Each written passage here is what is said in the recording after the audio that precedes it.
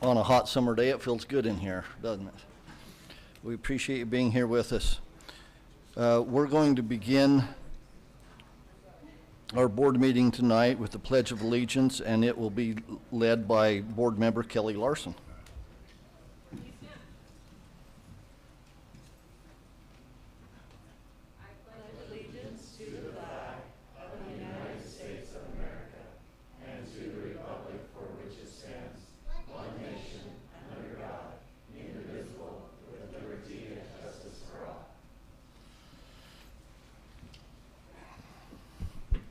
Thank you.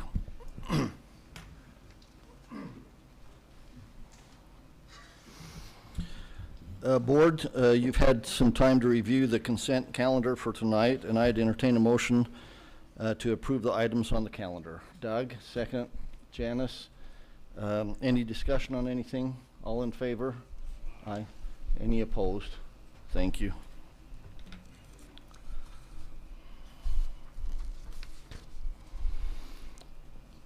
We're now going to move into a general public comment portion of our meeting. As a reminder, patrons will have up to 3 minutes to offer comments related to the general items to the Board of Education. So tonight's kind of an odd night. We also have a couple hearings later in the meeting where we will have opportunities to talk about the lease revenue bonds and the budget discussion. So looks like for tonight we have Mr. Gary Godfrey, please. Well, I didn't think I'd be first. Mr. Godfrey, would you like to come over to the microphone, please?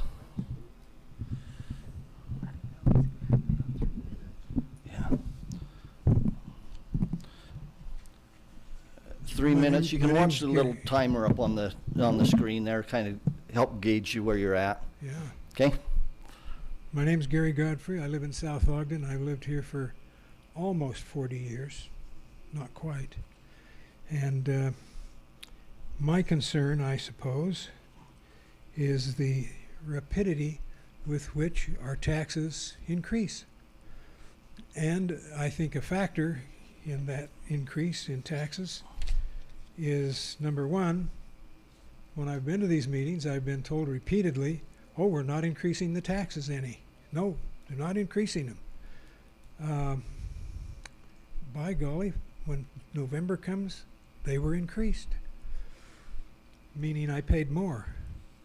And so my concern is, and my observation is, that our buildings recently are getting bigger and bigger and bigger, and you will tell me that they're still not big enough, that we still have more students than space. That may be. My question is, who's in charge of trying to mitigate and restrain expenditures?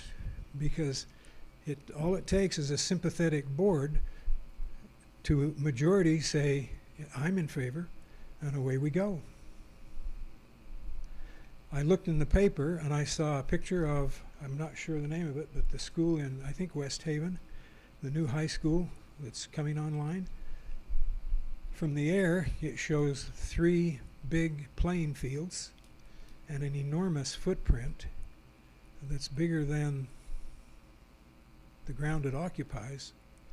And there again, my observation is that there's lots and lots of growth, which means more and more income is needed to sustain and support those facilities.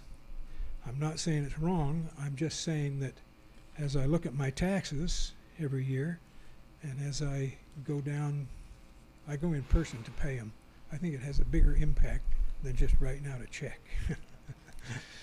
And as I go down there and pay those taxes, it seems like every single year. Now I know there's inflation. I know building costs more, building materials cost more, and the builders cost more. I recognize that. Nevertheless, there are lots of buildings in our area and in this district that have never had 3 big playing fields. And I just say, every time we get a new sport coming online, like lacrosse or something else, does it require its own playing field?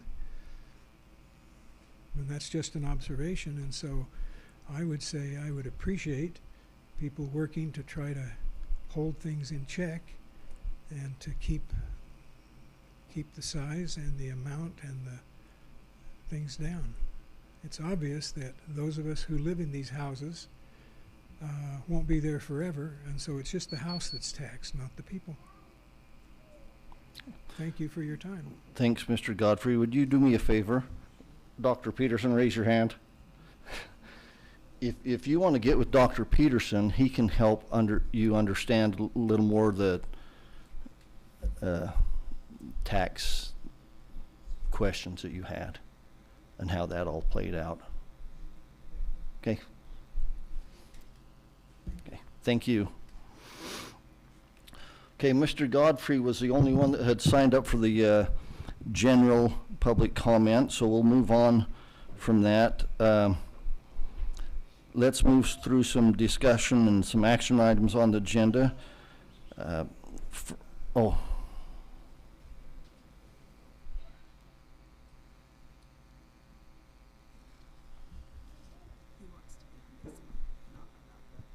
Oh, okay. Okay. We do have one. We got the mix-up on the sign-in sheet. Mr. Charlton, please. My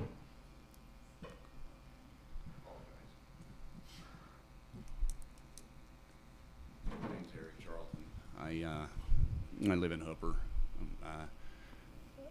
I need you guys to understand I want nothing to do with any of this.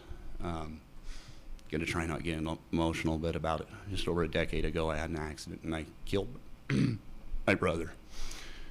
And so I just went, and I've had other issues, so now I'm a stay-at-home dad. Not legal, just medical. And so now I'm a stay-at-home dad, and with my medical issues I've been able to keep up on things a lot more, and had a few things that made me upset, and I became a Weber County delegate for the Republican Party, and it made me really investigate some things that were going on, and it brought to attention the student lunch debt that our county has, and I'm sure you guys are aware of, and if you're not, I would really get spun up on it, because I brought this up to state school board members, and they had absolutely no idea that our county levels had student lunch that goes essentially to collections on people. So I want you to understand, I don't want anything from this. Why I tell you about my past is I just want to go back into the shadows. But during the county convention, I met a gentleman with a nonprofit and a good heart named Tanner Workman, and he brought to the lunch debt attention to me, because as involved as I was only concerned about, you know, auditor and governor and all these other candidates, but because I was a state alternate delegate as well. But this sparked a fire in me because of other issues I'd been dealing with at administrative level with principals, and they're more than happy, and they've been more than willing to work with us on lots of things. But we threw a rock concert with the nonprofit up at the D Event Center last weekend, and it was great. We, in like 2 weeks' notice, we had 500, 600, 700 people there, and it wasn't even just the turnout and in the name of paying down lunch debt and all this and that. And that was what we did. We were all over the news. But the thing is now we've brought attention to the matter. And people don't understand that Weber County, the last number I have, and I'm sure it's much, much lower now at the end of the school year and balance is paid up, but it was $148,000.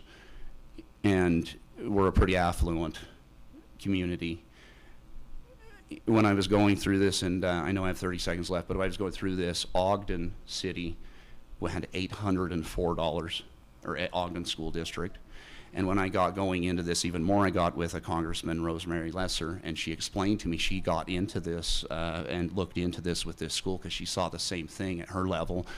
And it came down to shifting budgets, and administrative is the juice worth the squeeze on going after these parents and sending it to collections, or however we do it with the administrative cost, or if it was just shifting funds that weren't used. Okay. thank you for your time on that. I Well, can- hang, yes, sir. hang Yes, tight sir. 1 second. We're pointing at Dr. Peterson again. Yes, sir. Can you help Mr. Charlton with that, some information? Both of you, I'll run and get my card and hand you my card. You can call, because it's an issue with the parent debt that we're tackling. Yes, And sir. there are several options. Well, and the thing on is I don't understand why it's a problem, because it's an administrative problem in my research, and I don't know more than doctors and you gentlemen and ladies, and I'm not saying any of that, but when a school district like Ogden, that is admittedly a much lower income place, it didn't come down to federal regulations and federal funds and COVID money and anything else. It simply came down to an administrative change and the willingness of the school to shift funds and the district to let them do that. And that's all I'm trying to bring attention to. And like I said, there was state school board members that this has started a fire under, and because they had absolutely no idea that this is still going on at our county level. Very So, good. Thank you. If you'll grab Dr. Peterson, Yes, sir. you can get a Your- phone number and discuss that. Your Thank you. your comment's timely, because we have just been talking about it a lot recently. So that's very, your thanks for bringing it up. Understood. Thank you. Yeah. Thank you. Okay, now moving on. First things first, we will discuss the reappointment of Superintendent Butters and the approval of her contract. The Board of Education has had the opportunity to evaluate her performance, and renew the contract. We do that every 2 years. So, Board, would any of you like to make any comments with Superintendent Butters, please? Go ahead. Janice, go ahead. I am so appreciative of Superintendent Butters, and I think if the woman is willing to stay,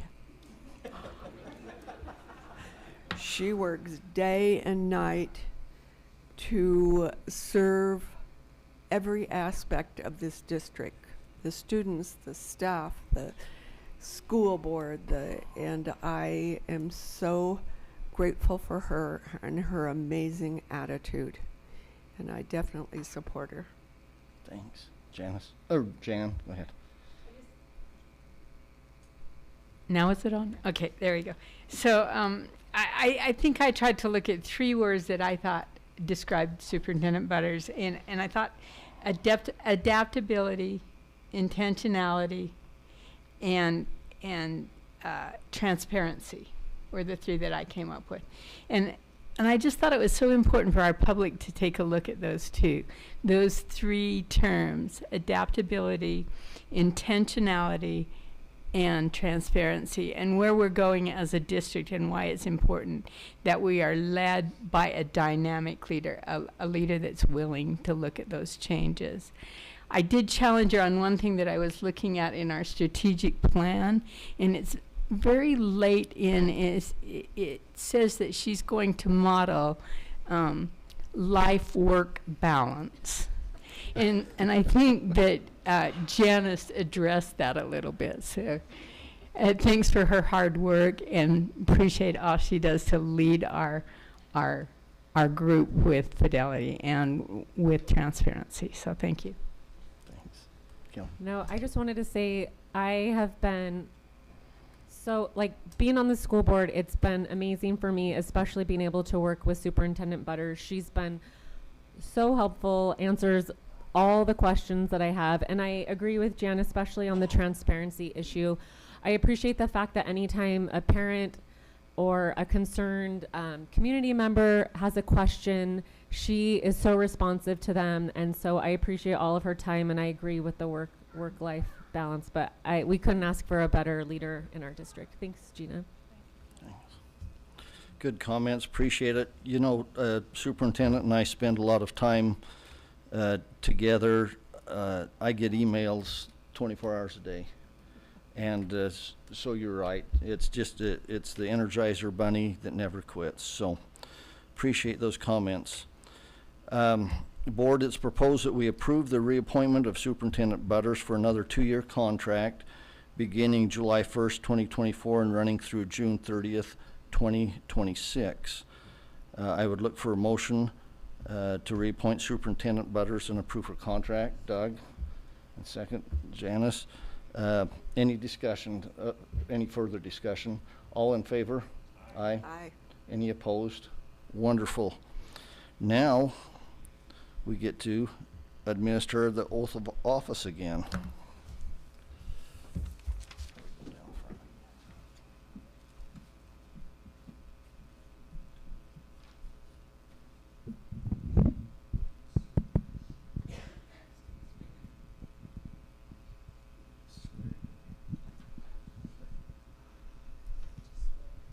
I'm chubbier than last time, so stand back.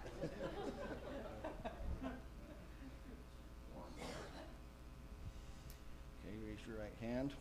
I I, Gina Butters, do solemnly swear that I will support, obey, and defend the Constitution of the United States. you've lost me already. Do solemnly swear Do solemnly swear that I will that I will support support, obey, and defend the Constitution of the United States and the Constitution of Utah, and the Constitution of Utah, and that I will discharge the duties of my office and that I will discharge the duties of my office with fidelity. with fidelity.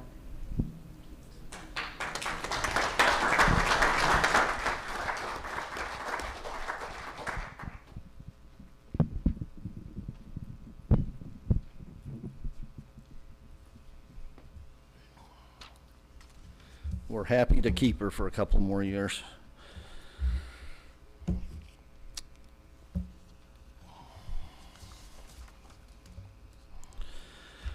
We'll now turn some time to Superintendent Butters to present some elementary administrative appointments.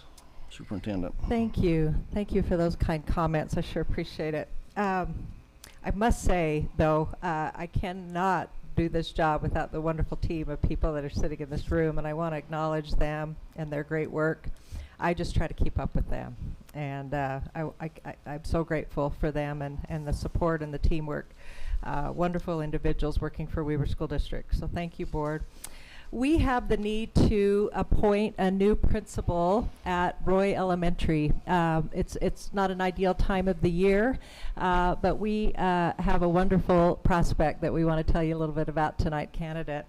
We, Board, are going to appoint Angie Snowden, who is currently an administrative intern who has been serving as the interim principal the last month or so at Roy Elementary. She's just done an amazing job. We can't thank her enough for stepping into that role at a difficult time, end of the year. But we would like to place Angie at Roy Elementary as the principal. That creates a vacancy in our intern ranks, in the elementary ranks, and so we have asked Christy Wagner, who has been an amazing employee for us and leader for us in our curriculum department, to spread her wings a little bit. And Christy's skill set is going to be leveraged in a new way out in the schools, working side by side with teachers, with principals, helping them better understand how to improve instruction. She brings just an amazing amount of knowledge to that role. And so we, Board, I would first of all like to recommend these two appointments to you, and then circle back and tell you a little bit more about each candidate following your approval, and we'll hear from the candidates themselves. So, Board, I recommend that Angie Snowden be named the new Roy Elementary principal, and Christy Wagner be named an elementary intern. Okay. Board, I would ask for a motion to approve the appointments of these administrators that the superintendent has just gone through. I think we need to wait for Janice to get back. Oh, she's right there. She just disappeared from my sign. Can I have a motion? Jan, a second. Any discussion on these? All in favor? Aye. Any opposed? Thanks. Great. Go ahead. Well, let me tell you a little bit about Angie. Angie, would you come up? And we'll have you stand right here at the microphone. And following my overview of Angie's great career and who she is a little bit, we'll ask her to introduce all the wonderful people that she brought with her for support tonight. Angie graduated from Weber State University with a Bachelor's of Science in Elementary and Special Education. It was a composite degree. She received her master's degree in Technology and Learning from Western Governors, and she has her educational leadership license from Southern Utah University. She served in education for 20 years. She has served as a special education paraprofessional, a playground aide, a fourth grade teacher, a Title I coordinator, and then most recently as an elementary intern. She is married to her husband, Scott Snowden. They have 6 children and 11 grandchildren, and she credits them for being her greatest cheerleaders. Welcome, Angie. Go ahead. Superintendent Butters.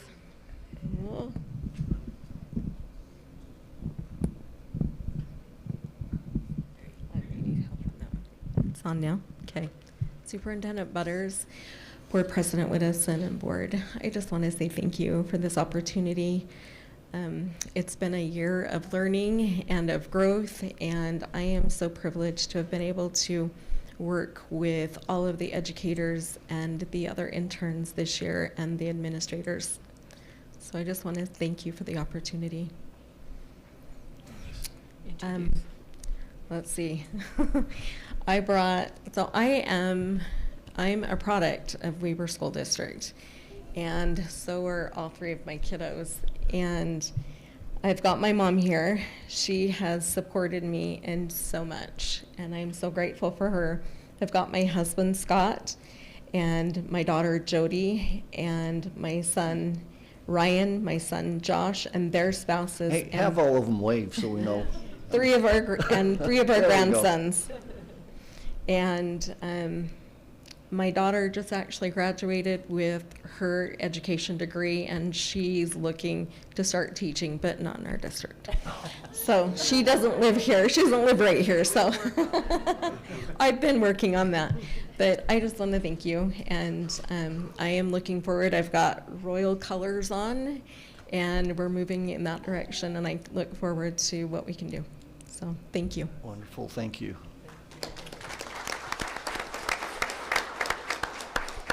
All right, Christy Wagner, come on down. While Christy's coming to the mic, I'll just introduce her in a little bit more detail. She received her bachelor's in elementary ed from Weber State University.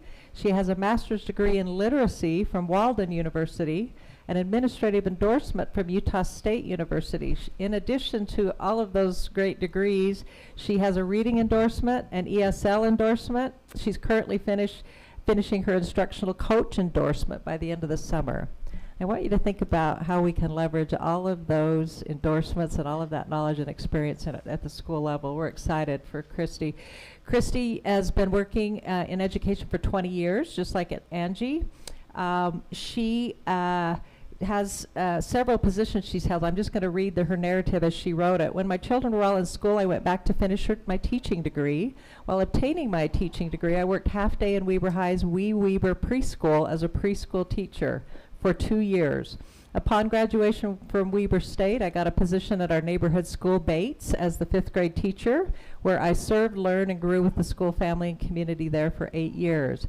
I was ready for a new challenge and experience. I left Bates to go to Far West Elementary to be a reading specialist and instructional coach, where I served and grew to the love of the amazing students and staff there for 6 years. Her most recent position has been at in the district's office curriculum department as a curriculum specialist, where she has been able to serve elementary teachers, coaches, and different student populations for the last 6 years. And Christy has done an amazing job. We are so grateful for her hard work. She is married to what she calls her super supportive husband, Brett. They've been married for 37 years. They have 4 wonderful children and their spouses who have added to our family and blessed our lives. And she has 8 perfect grandchildren. That's a lot of pressure. We love spending time together, especially at our family cabin and around a campfire. Welcome, Christy. Thank you, Superintendent Butters, President Widdowson, and Board.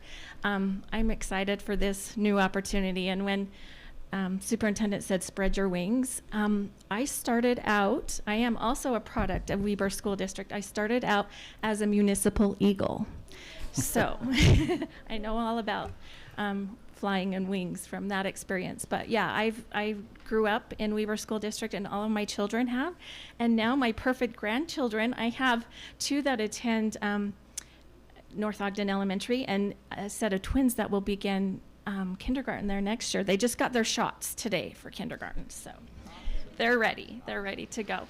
I have loved serving in all my capacities. I've learned a lot and grown and created some great mentors and friendships. And the only part sad about this is I have some great mentors in this room. I think I've worked with every department in some capacity, but the great thing is I know who to call when I need help, and I know they'll be there. So I'm grateful for this opportunity. Thank you. And I have my husband here, and my oldest son and his amazing wife, 5 children, Millie, May, Ridge, Rosie, and Savannah. And then my only beautiful daughter, Brittany, who works for Weber School District. She's a para at Green Acres. And her husband, who is a product of Weber School District too, Jericho, he went to Fremont. So that's who they are. Thanks for coming and supporting. Wonderful.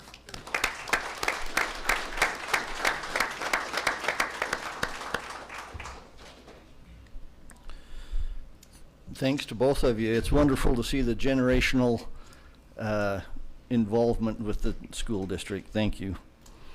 We'll move on, and we'll hear a presentation now related to the ratification of employee contracts from our Human Resource Department. Nicole Mybus and Lori Adams, please.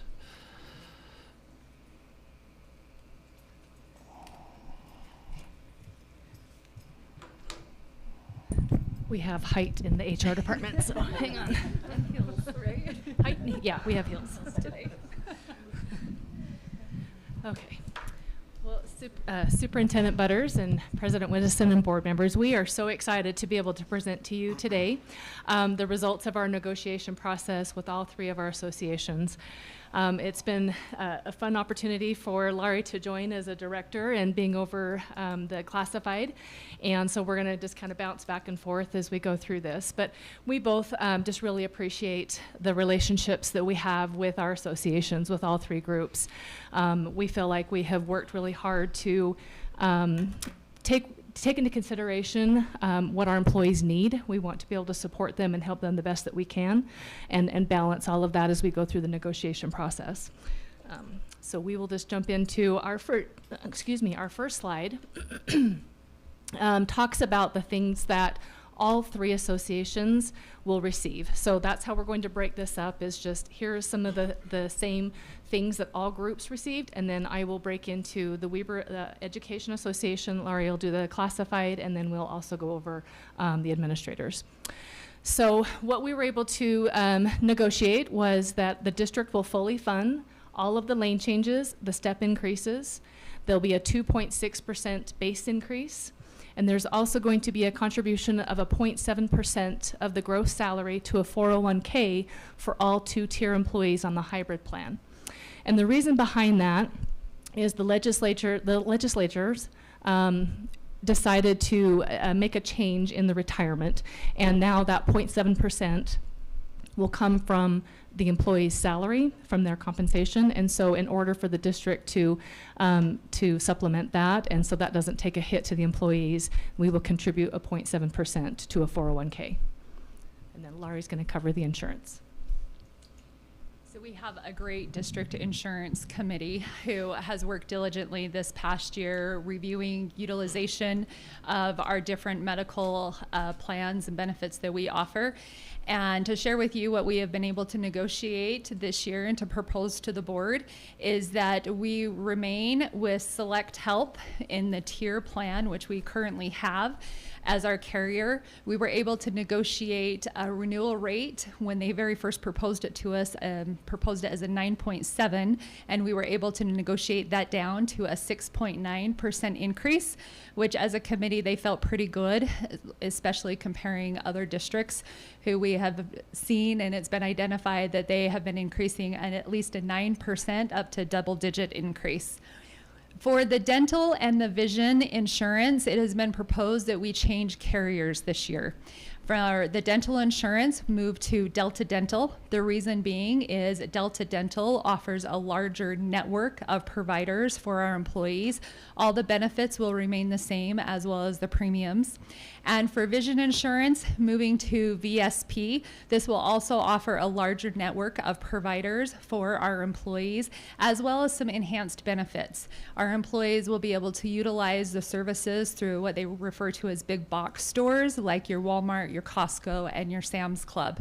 With the dental insurance, as I mentioned, the premium will remain the same, but the vision insurance, there is a slight increase in that premium just due to the enhanced services. Also, it is proposed that the district offer pet insurance this year. This is something new and has been really popular so far. The pet insurance will be offered to cover dogs and cats. No large animals yet. The benefit of offering pet insurance, it is not a payroll deduction item from an employee's paycheck, but as a group, we're able to offer a group plan at a reduced rate. So you save about 10%. It will give the employees the opportunity to log into the carrier that was chosen was Fetch Pet, and they can log in and create their own plan based on their animal needs.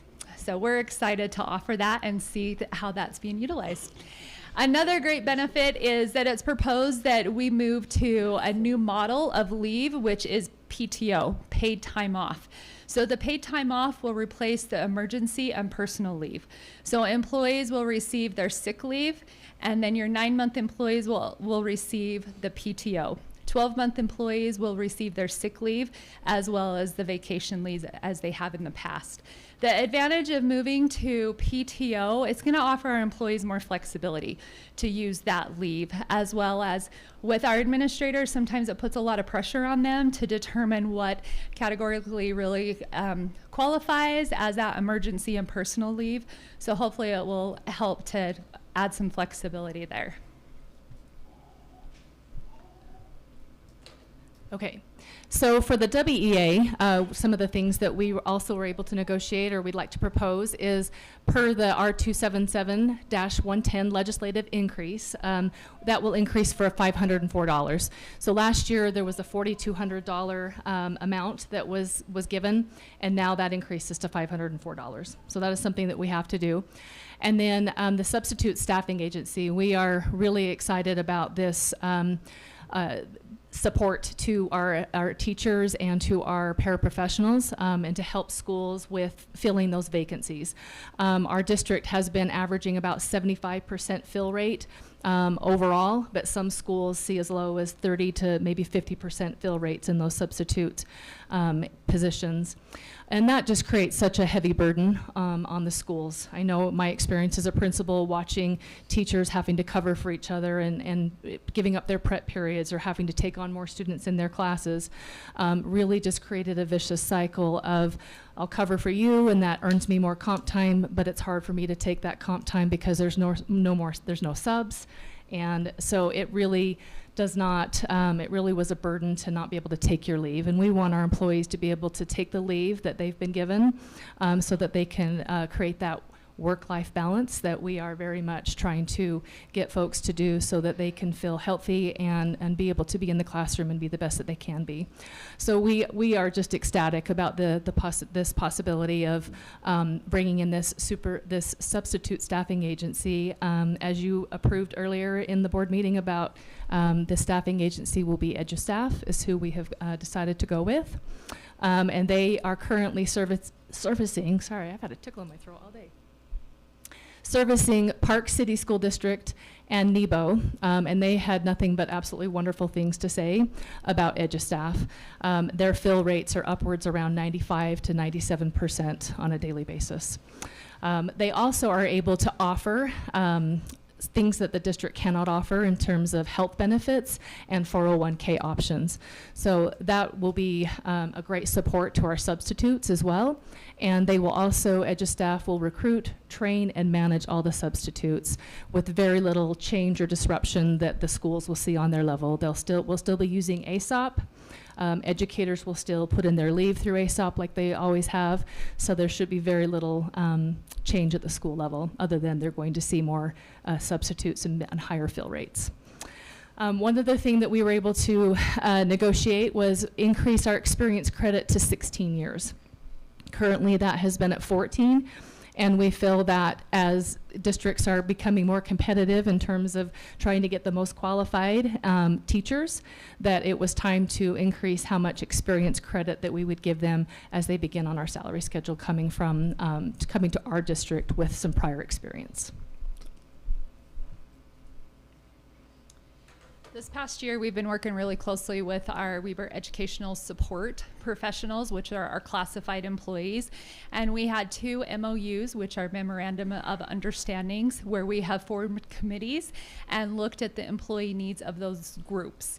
One of those MOUs was around our paraprofessionals, looking at the training, looking at the higher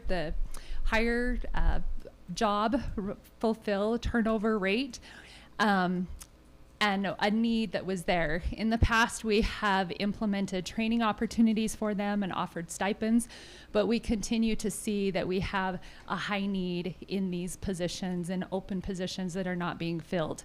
So one thing that has been proposed as we have listened to these groups is that they would like leave benefits. Currently, they do not receive any leave benefits.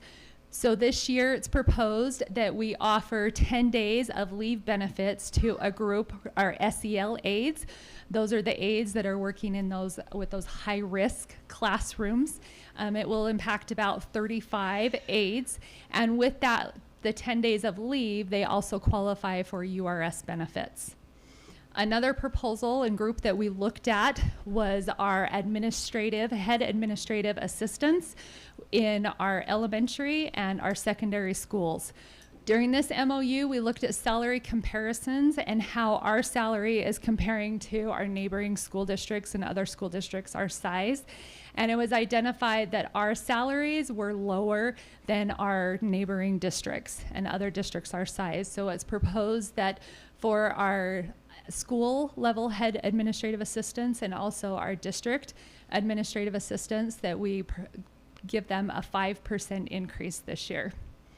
Another group that there is a proposed increase for is our child nutrition.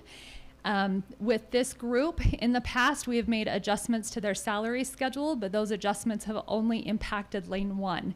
So with this proposal, this 2.5% increase would add an increase to lanes 2, 3, and 4, which are your full-time cooks in the schools, as well as your unit managers in the elementary and the secondary schools. A professional development day. This was a proposal from our education support group. They would like time to collaborate and to receive training with the district. And so we're going to offer a half day of professional development this year where we will pull all of our educational support staff together, have a kind of an opening keynote speaker, and then break into different training sessions where we identify the needs for training.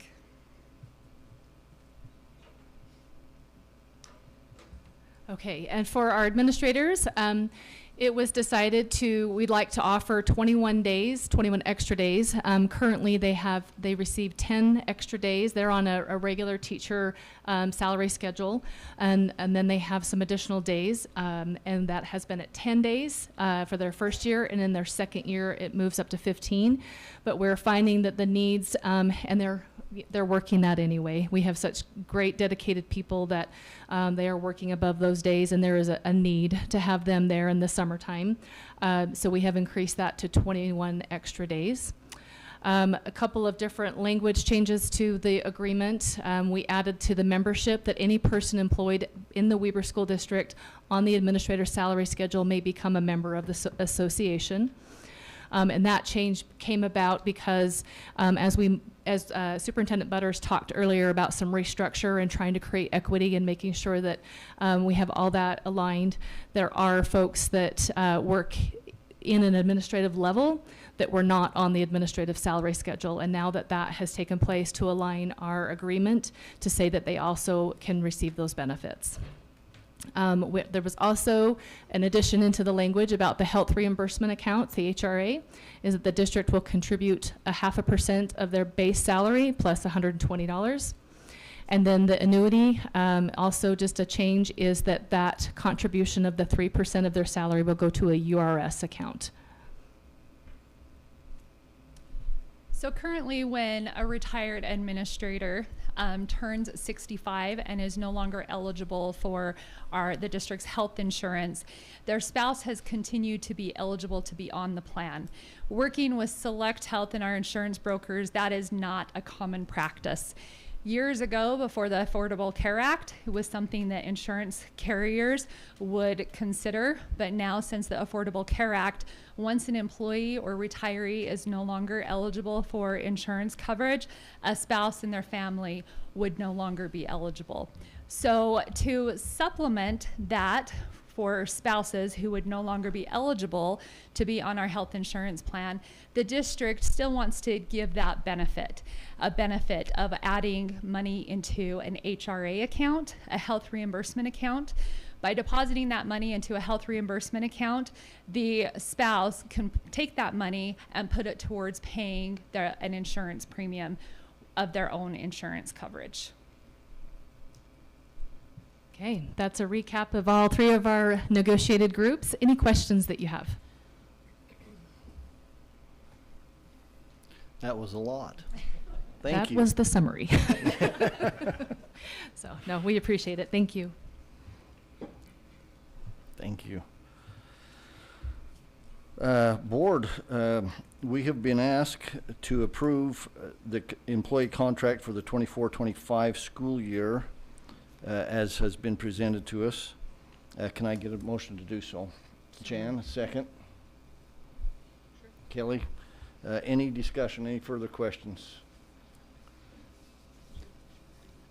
I know for a fact how many years we worked without a contract, so I appreciate the hard work that has gone into getting this done and ready to go, so our teachers have the confidence that they're working under a contract within what they wanted. So thank you.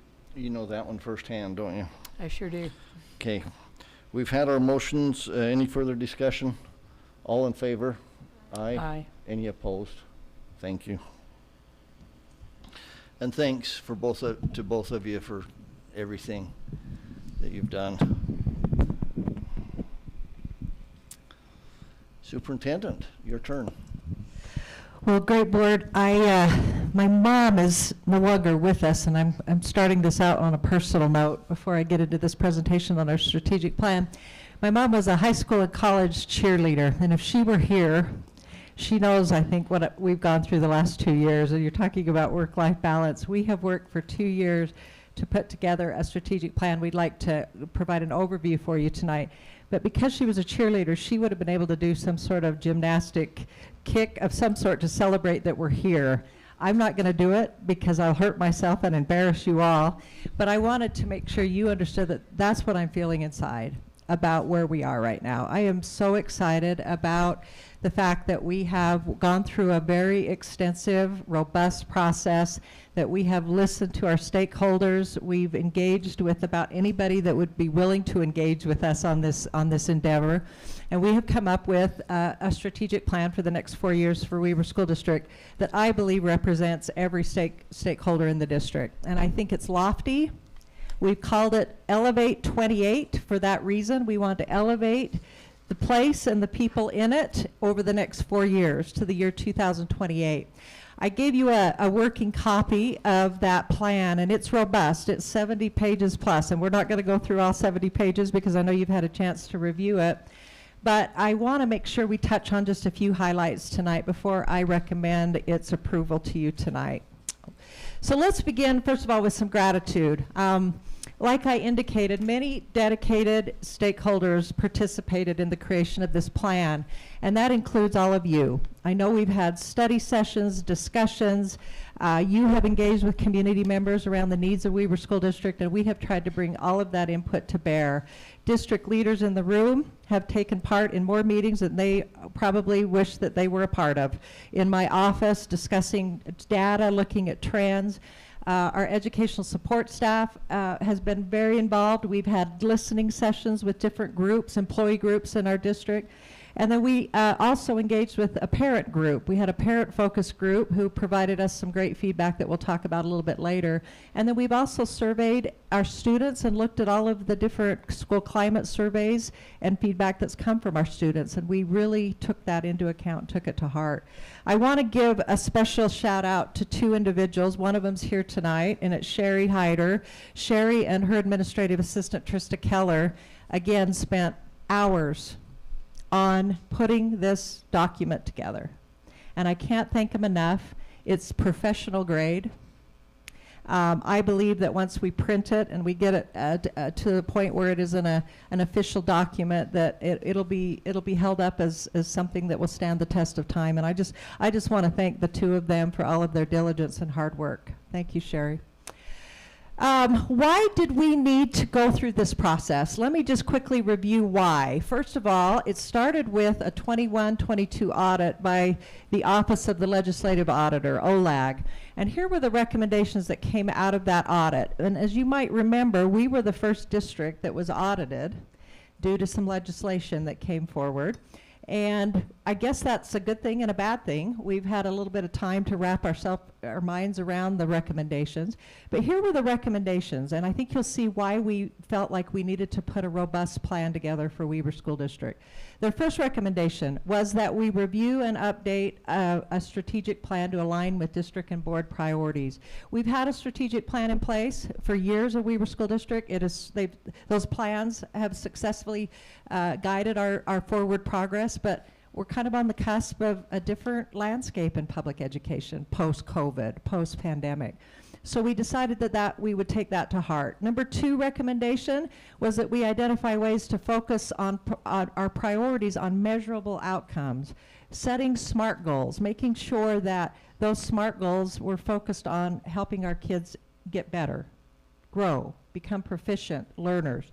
The third recommendation was that we include objectives that are measurable that we can continue to evaluate. So there was a lot of emphasis on measurable goals. 2 last recommendations that came out of that audit. We recommend that Weber School District regularly assess how its plan is going. How is it going year to year and half year to half year? And so we will be reporting to you as a board on our progress in board meetings that come across the next 4 years. The last recommendation that relates to this new strategic plan, and I've mentioned this tonight, one of the recommendations was that we look at our operational areas in Weber School District. We have always run very lean administratively in Weber School District, and that's because we have such wonderful people. But one of the things we discovered is that we are not providing enough support at the school level for the needs that we're seeing today. And so that is behind, that recommendation is behind some of the reorganizational efforts that we've been taking part in, okay? Here's our reasons. Those are reasons that were given to us from another body, another entity, and they're great, and we respect them. But here's our reasons, and I want you to know that if I could do my cheerleader spread eagle, this is what I would want you to really understand. We know right now that our students and our employees' needs are different and they're more complex. We have times that, I'm not going to lie to you as a district leadership team, that we scratch our heads. That is the landscape right now.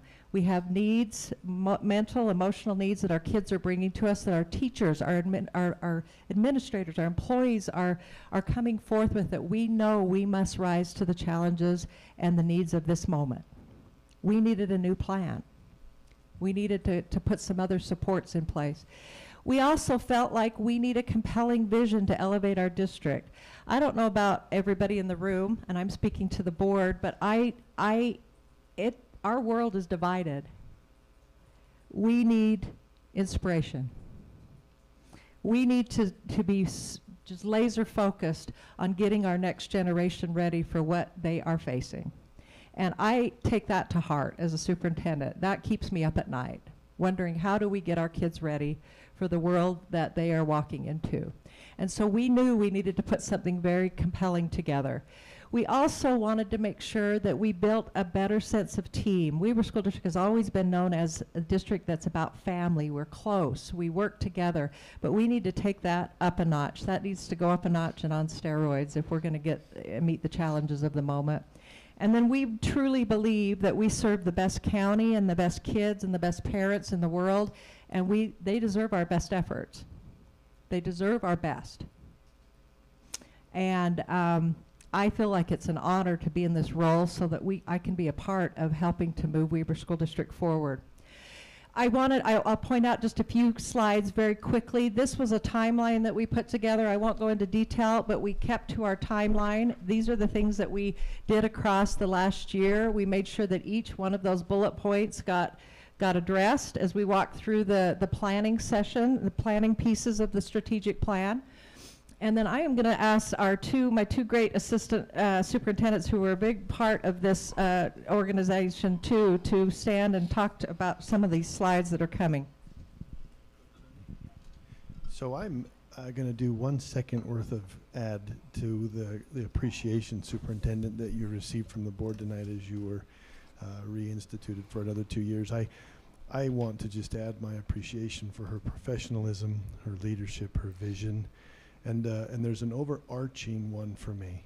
There is an undying caring for every single soul that spends any time within the auspices of this school district. And I've seen it up close and personal. So honestly, from my heart to yours, Superintendent, thank you. I'm glad that you're still going, my friend.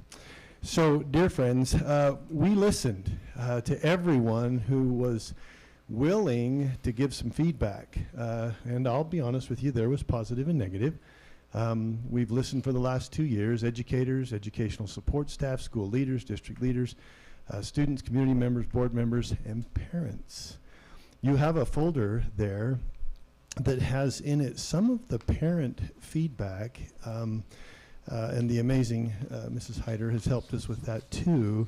A lot of the feedback that the parents were offering has not only been added to the strategic plan, but it's also marked for you in that rubric to show you kind of where those comments appear throughout the school district strategic plan.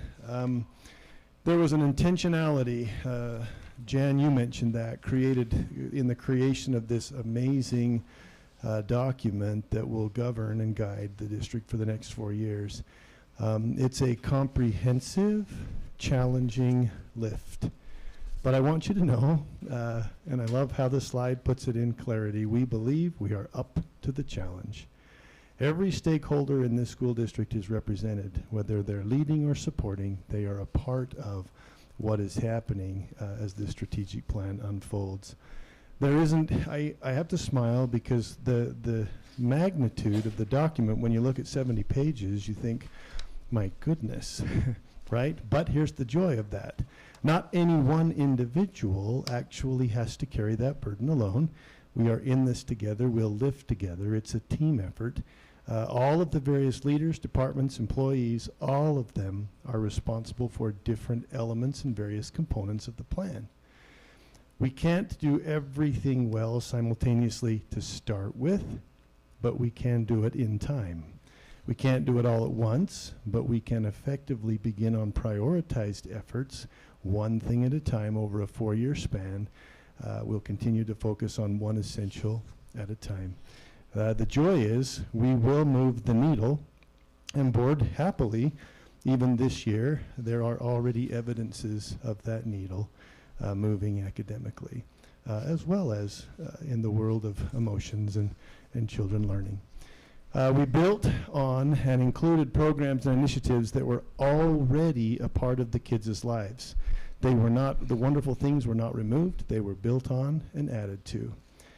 Ms. Butters, would you please? This is my favorite slide as an old principal. This one indicates the structure of the plan itself, and as you get into it, you'll see that there are priorities, and Gina will go through all of those shortly, but there are priorities that govern the work that will happen in the district for the next 4 years. But happily, this old principal said, so how do we balance? Well, goals to each priority, and then a measure to check how we're doing, but here it is. District leaders, school leaders, educators, and support staff all have their roles defined. So not any one person or organization has to do everything by themselves. Happily, they will just take care of their role, and the whole thing, the whole foundation will lift together. That is all built, I'm going to hand the microphone to Mr. Moore, all of this built on a foundation of core values, which also governed and directed the efforts that created the plan. Okay, I think back, Superintendent Butters went over the timeline with you quickly, but I'm thinking back to the very beginning when we sat around her table in her office as a district level committee, and we had discussion around these things, and this is part of the presentations, like what are we fighting for, what is worth fighting for, and what is our core values. Those things are all going to be driven, and you'll see them throughout the plan. Then it goes on to, we went on to discuss on what do we live these values, do they guide our actions, and how do we stay true to these values through the tough times. We built the plan around what we call the core 4 values, and they're posted right there, and I won't read them word for word, but we started with character. What do we want to be?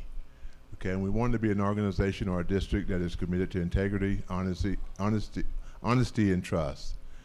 We cultivate resilience and the courage to pursue meaningful achievements and personal growth.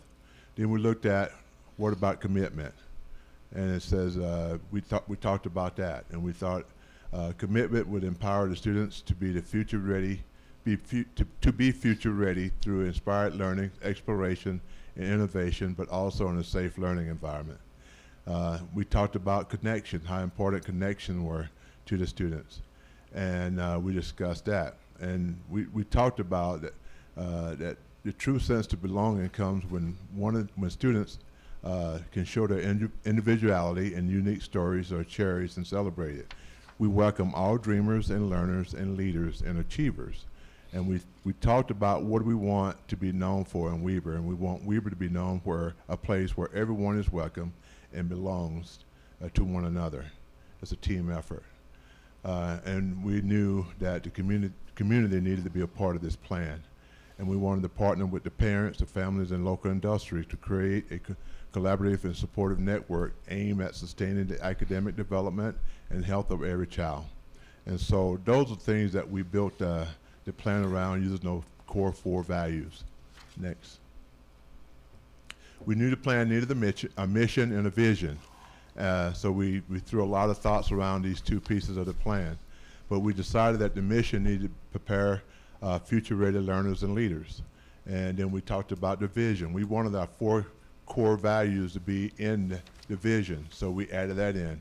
And we came up with character as our guide, commitment as our foundation, connection as our bridge, and the community as our strength. We aim to improve all learners to achieve success and realize their fullest potential. So this is the very beginning and the basic of this plan, and as Superintendent Butters go through the plan with you, you're going to be able to pick out these pieces throughout the plan. They're embedded throughout the plan. Superintendent? Board, I want to stop I don't want to keep you here all night, but I also want to stop at intervals to see if you have any questions. Feel free, if you do, to just let us know, and we're glad to answer any questions. As I get into the heart of the plan, I wanted to set the stage with a couple of quotes, because I think these represent our philosophy as a superintendency. The first quote by Kofi Annan says, "There's no trust more sacred than the one the world holds with children. There's no duty more important than ensuring that their rights are respected, that their welfare is protected, and their lives are free from fear and want, and that they grow up in peace." I feel as a school district that this is our #1 priority. And we tried to focus in on areas that would ensure that children feel that when they come in our schools. We have work to do. We're going to see some areas tonight where we have some work to do, and we're going to get about that good work. The second quote is from A.A. Milne, and it says, "You are braver than you believe, stronger than you seem, and smarter than you think." And I want to apply that both to what I want every child to understand in our district and what every person in this room is all about. I believe that we don't really necessarily always understand how capable we are and what we can accomplish if we do it together. And so those two quotes set the stage. We have some foundational beliefs that I wanted to make sure that you realize that we really put some thought into what are our foundational beliefs. We have our core values. First, number one is every student is our student. It doesn't matter what background they hail from, what demographic that they hail from. Every student is ours, and we're going to own them pre-K to 12 till the time they graduate. We're going to own them, and we're going to care for them. We're going to strive to personalize their learning. We're going to provide them individualized support and extension for those kids that need more challenging curriculum and supports. And we're going to take a holistic approach. One of the things that we embedded in the board imperative, and I think it came from President Whittison, was let's not forget that we've always referred to Weber School District that we do things in a certain way. It's the Weber way. And the Weber way has always been about making sure that the whole child is taken care of. That is embedded throughout the plan, is whole child supports. Okay. Our second foundational belief is let's not forget, and let's keep it right at the forefront always, that what our why is. And our why is we're here for kids. We're here to inspire them and sustain them and elevate them. Our third foundational belief, we believe that we need to do a better job of telling our story in Weber School District. I don't think that the greater public knows about the heroic acts that go on every minute in our district. And we've got to do a better job of celebrating our employees and our leaders and our students, and we've got to do a better job of telling the story the way we believe it to be, not what others believe it to be. And we're going to do a really good job moving forward of that. We also believe, our fourth foundational belief is that we cannot have healthy schools if we don't have strong systems in our schools. And I'll be honest with you, post-pandemic, we're trying to get some healthy evidence-based systems embedded in our schools while we're flying the plane. And we need to get those systems put in place, especially around behavior and around wellness and some of those types of things. And you'll see that we're going to really try to catch up here over the next 4 years. Strong systems. I'm going to forward here through these pretty quickly, but one of the systems, we want to make sure that our students walk out of a graduation that we all get to attend and cheer them on with these competencies in tow. And as you might have heard, Portrait of a Graduate was created, and districts were asked and recommended that we align our work around making sure that students get instruction and support around the development of these core competencies. You'll see those throughout the plan. We also surveyed our educators and our parents, and we asked them, how do you feel about those core competencies? Which ones do you most highly value? And you can see from the outcomes, they're all valued. Parents and educators want every student to have these values and these competencies. Some right now are valued a little bit more highly than others, and we're going to focus in a little bit more on those, okay? Another system that we've got to get in place and elevate is our framework around leadership in our district. We have the most incredible people in leadership positions. You met 2 of them tonight. Our leaders right now are facing challenges that they've never faced before, and we've got to increase their capacity. So we are in the development right now stages of bringing in some evidence-based leadership training so that we can make sure that they can rise to the challenges that they face. So a couple of quotes on that. The level of collective courage in an organization is the absolute best predictor of that organization's ability to be successful. I've seen more courage from our leaders over the last couple of years than probably in my entire career. They're pushing, they're trying to face the needs right now, but we need to help them with some continuing leadership development. Here's one of the things that if you take a leadership position, and I can attest to this, this is what we live almost every day. If you accept the call to leadership, you must be willing to be misunderstood, criticized, opposed, accused, and even rejected. And you all know this as leaders of our district. But true leaders keep pushing even when the wind is against them. And that is what we want to instill in our leaders, is that the call is important. We need you. Stay with it. Let's do this together, okay? other leadership, other foundational systems that are evidence-based that we have laced throughout the plan, we are going to focus really heavily on high-quality instruction and assessment. Continue to. We have for many years. We're going to continue that. But we're going to try to run our professional learning communities, which are those pieces in our schools where teachers collaborate together around specific student needs and try to elevate those kids and provide the supports they need instructionally and emotionally, and also behaviorally to a higher degree. We're going to try to run our PLCs with a little bit more fidelity.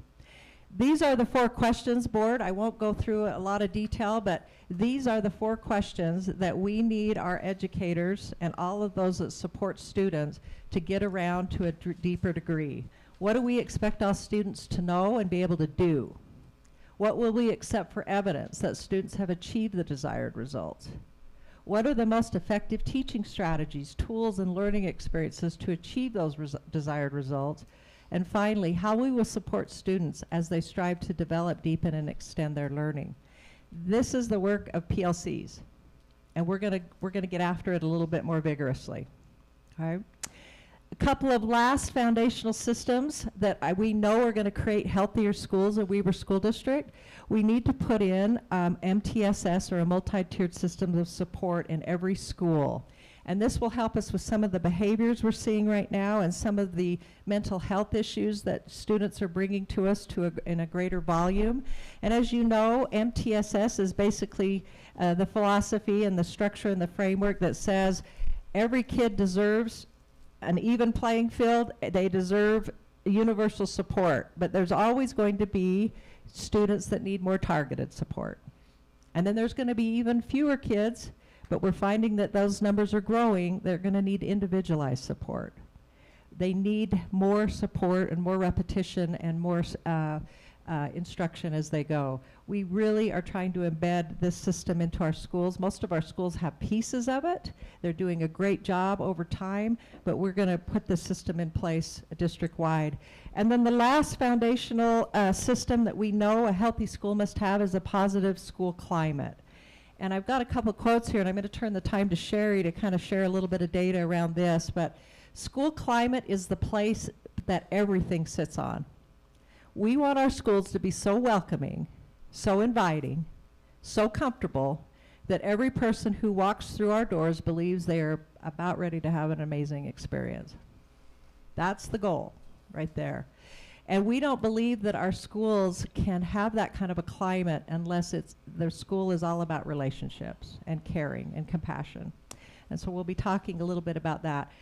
Those are the systems we're working really hard with this plan to put in place so that we can have healthy schools.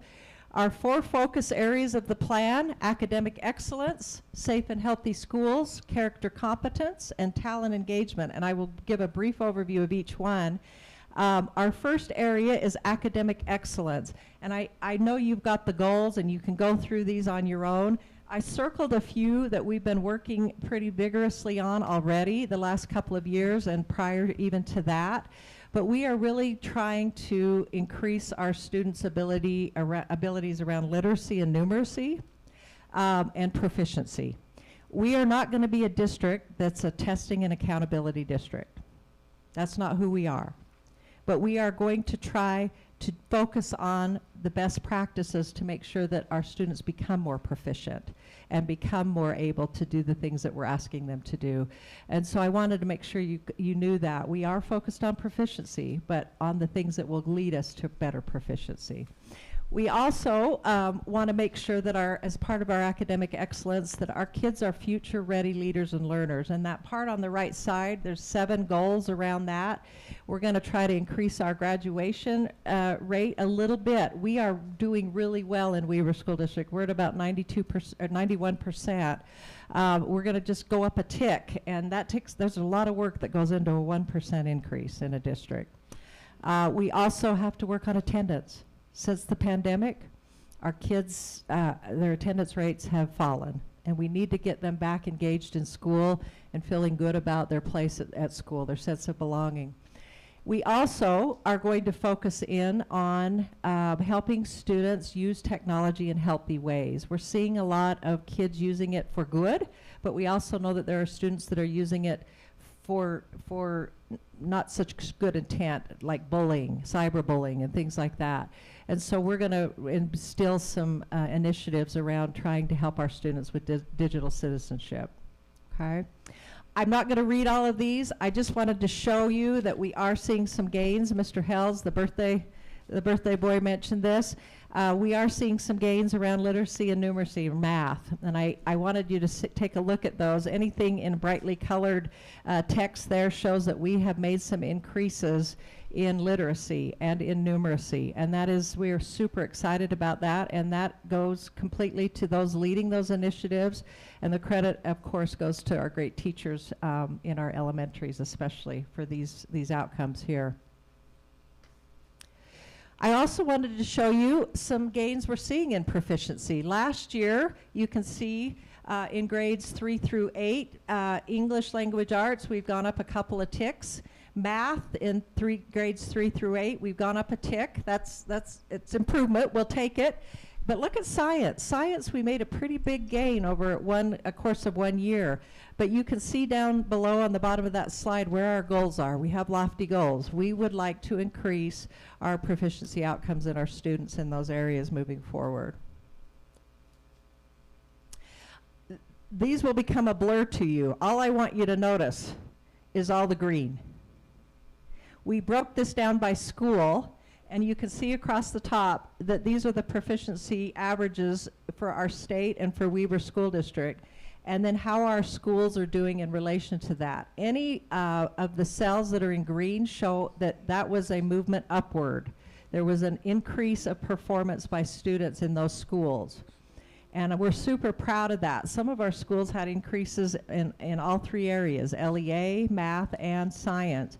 The arrows off to the side show some schools that really made some big jumps. Look at North Ogden, for example. North Ogden Elementary in the 3rd grade went from 47% proficiency for students all the way up to 62%.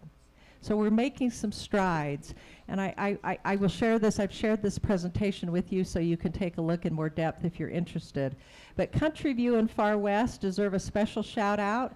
They've had gains in every area, every grade, grades 3 through 6, and they've also had scores that beat the state average. So we've got some schools really leading out. Here's the second half of our elementary schools. I just wanted to show you Plain City seeing proficiency gains above the state average in 3 of their 4 grades, and then some big increases in those with the arrows. Secondary. You can see we've got a lot of green and orange and yellow there, which shows that we're exceeding some expectations there with ELA.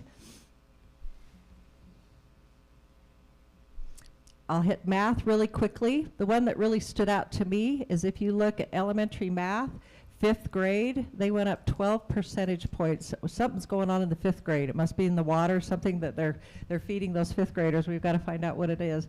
But there's a lot of green on math as well. Second half of our elementaries. I wanted to point out Valley. Valley has been above the state average for a lot of years. So it's same with Orchard Springs, and they're maintaining those above state average levels. We're really proud of that. I'm also super proud of Riverdale and Valley View. They're showing, for Title I schools, Title I settings, they're showing some good gains as well. Secondary math. Big gains, and again, shout out to Snowcrest. Snowcrest has been operating above the state average, significantly above the state average, and they're maintaining that and even increasing that. They are up to 68% proficiency in the 7th grade for math. That's incredible. And lastly, science. I'll hurry a little bit quicker here. Again, a lot of green, a lot of blue. It shows scores that are above the state average.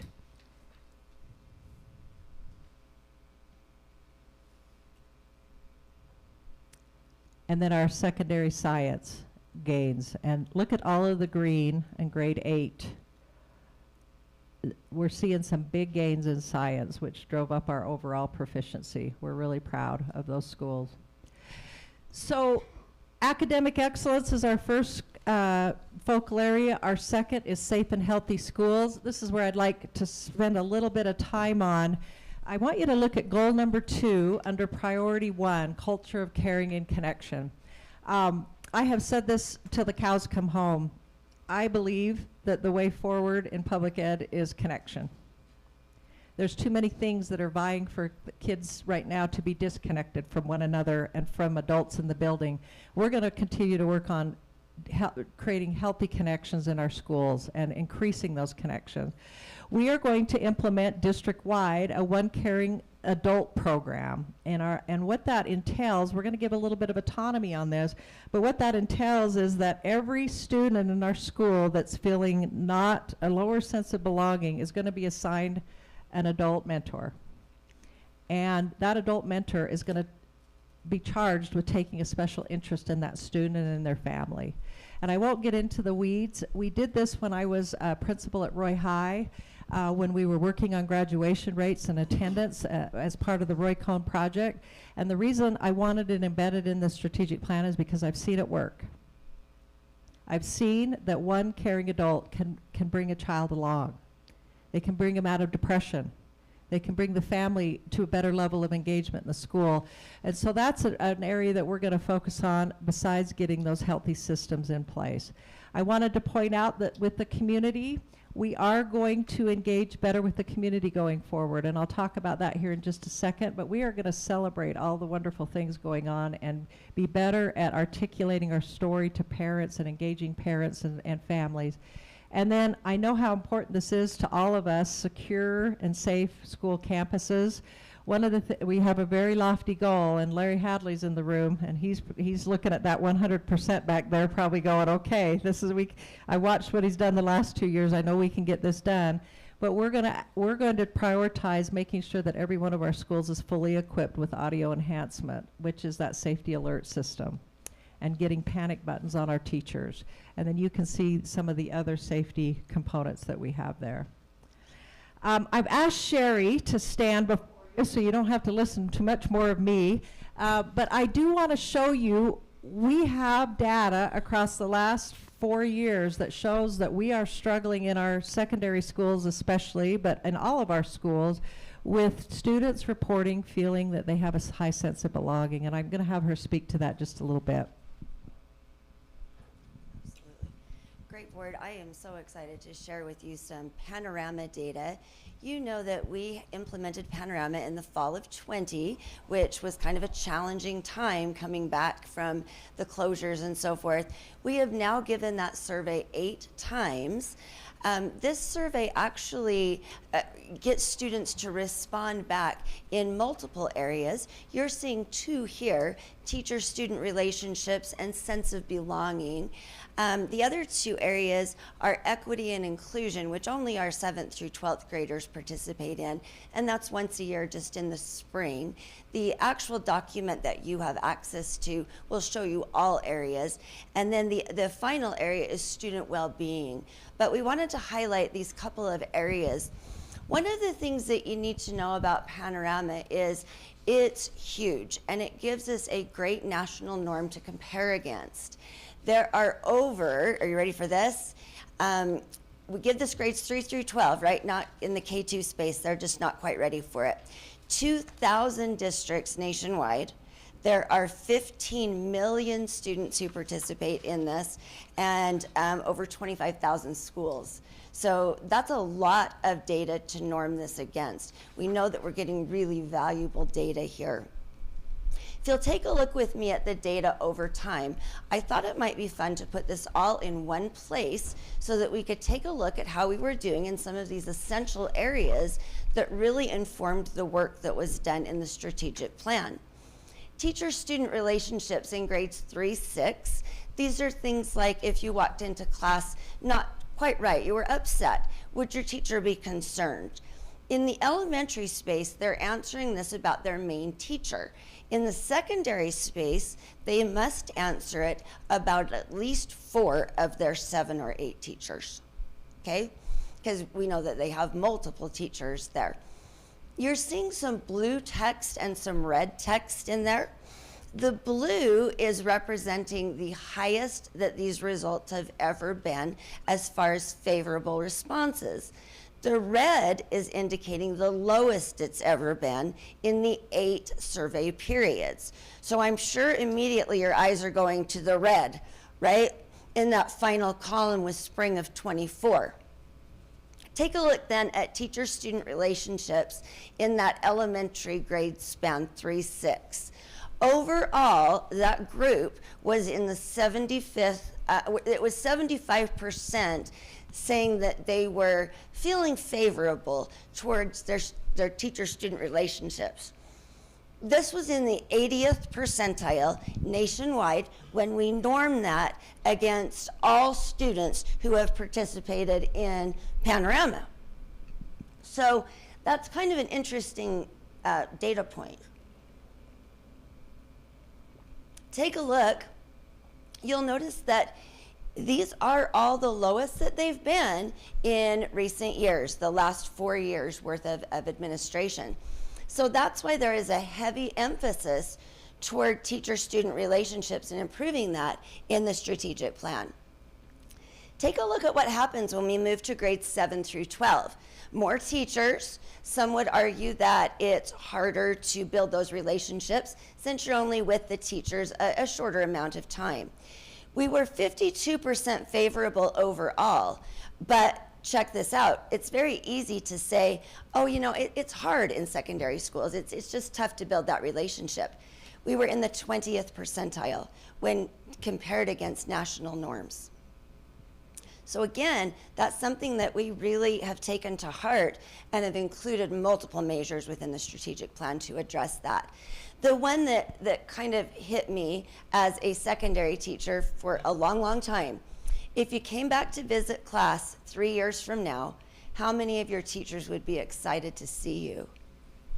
That was my favorite thing, right? When kids would come back or you'd get wedding invitations or baby shower invitations. Take a look, 39% of our students reported favorably. Sense of belonging. These are things like, how well do the people at the school understand you as a person? Do you feel like you are respected and given support? And then overall, how much do you feel like you belong at your school? Our elementary students in grades 3 through 6 overall reported a 66% favorability rating. This was in the 80th percentile nationwide, which is pretty darn good. You do see quite a bit of red here though. So we need to look into that. We are getting such important information back from this survey. What people may not realize is this data, not teacher-student relationships, but all of the rest of the data is reported back at the student level. So teachers, administrators, counselors, mental health therapists can all go into this and look and see how a student responded on an exact question. We don't report teacher-student relationships at that level because that could make for some awkward relationships after the fact, right? If a child thought that we didn't like him as a student, that's probably just not a great thing to report. Sense of belonging in grades 7 through 12, we did have some happiness here. Those dark blue, that's the highest they've ever been. Overall, in our secondary ranks, we were 45% favorable, which again put us in that 20th percentile against the national norms. Questions about our Panorama data? We did add a new category this season. It is a self-efficacy. So when you look through that, you'll only see just one data point, but we'll continue to take a look at that as we move forward. So we're very appreciative of the data that we get from this and feel like we've been able to affect a lot of children. Thank you so much, Sherry. So this begs the question, what's going on with our teacher-student relationships? And one of the things that we have discovered by talking with a lot of educators, our educators are struggling.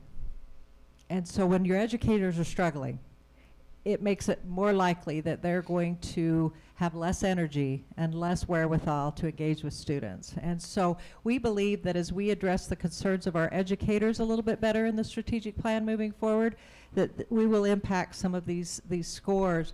The other thing we need to do is we need to drill down and we need to discover what the needs are of our students right now. What are we missing? What do they need? And those will be little focus groups and different conversations that we'll be having at the school level with students moving forward. So our number one priority out of this entire plan, I'm going to tell you right now, and there's a lot of priorities, is we've got to create a more robust culture of caring and connection in Weber School District. And if you'll notice in our plan, we have a lot of people that will be helping us to do that, and we've got a lot of strategies that we will be employing. This is just one example, one little snippet of some of the things that we'll be doing, but we will be working with our educators, teaching them how to intentionally build relationships. That doesn't come naturally to everybody. I think most educators go into the business and they say, of course I care about kids, I'm an educator. But does the child sitting in front of you feel that care and compassion? What are you doing to intentionally make sure that that happens? We're going to get more intentional where that is concerned, okay? So we've got some work to do, we know that. Last two areas, really quick, board, and I'll be done here. Our third area of focus is character competence. We believe that a lot of our students are lacking some social skills right now that would help them feel better sense of belonging at school. And so we are going to be embedding in our schools two things: a positive behavior system and also actual instruction around social skills. This ties into our portrait of a graduate competencies, but we have not been intentional in the secondary across the board, and that's where we're lagging, on intentionally teaching kids social skills. And they need them. They need them. They need to know how to interact with one another. They need to know how to manage their own mental wellness. And so that is a big part of the plan. The last part of the plan, here we are, is what are we going to do to help support our employees, our talent? And I wanted to make sure you knew that we've got a couple of priorities. Of course, we've got to recruit and retain and keep our highly effective employees and keep them going.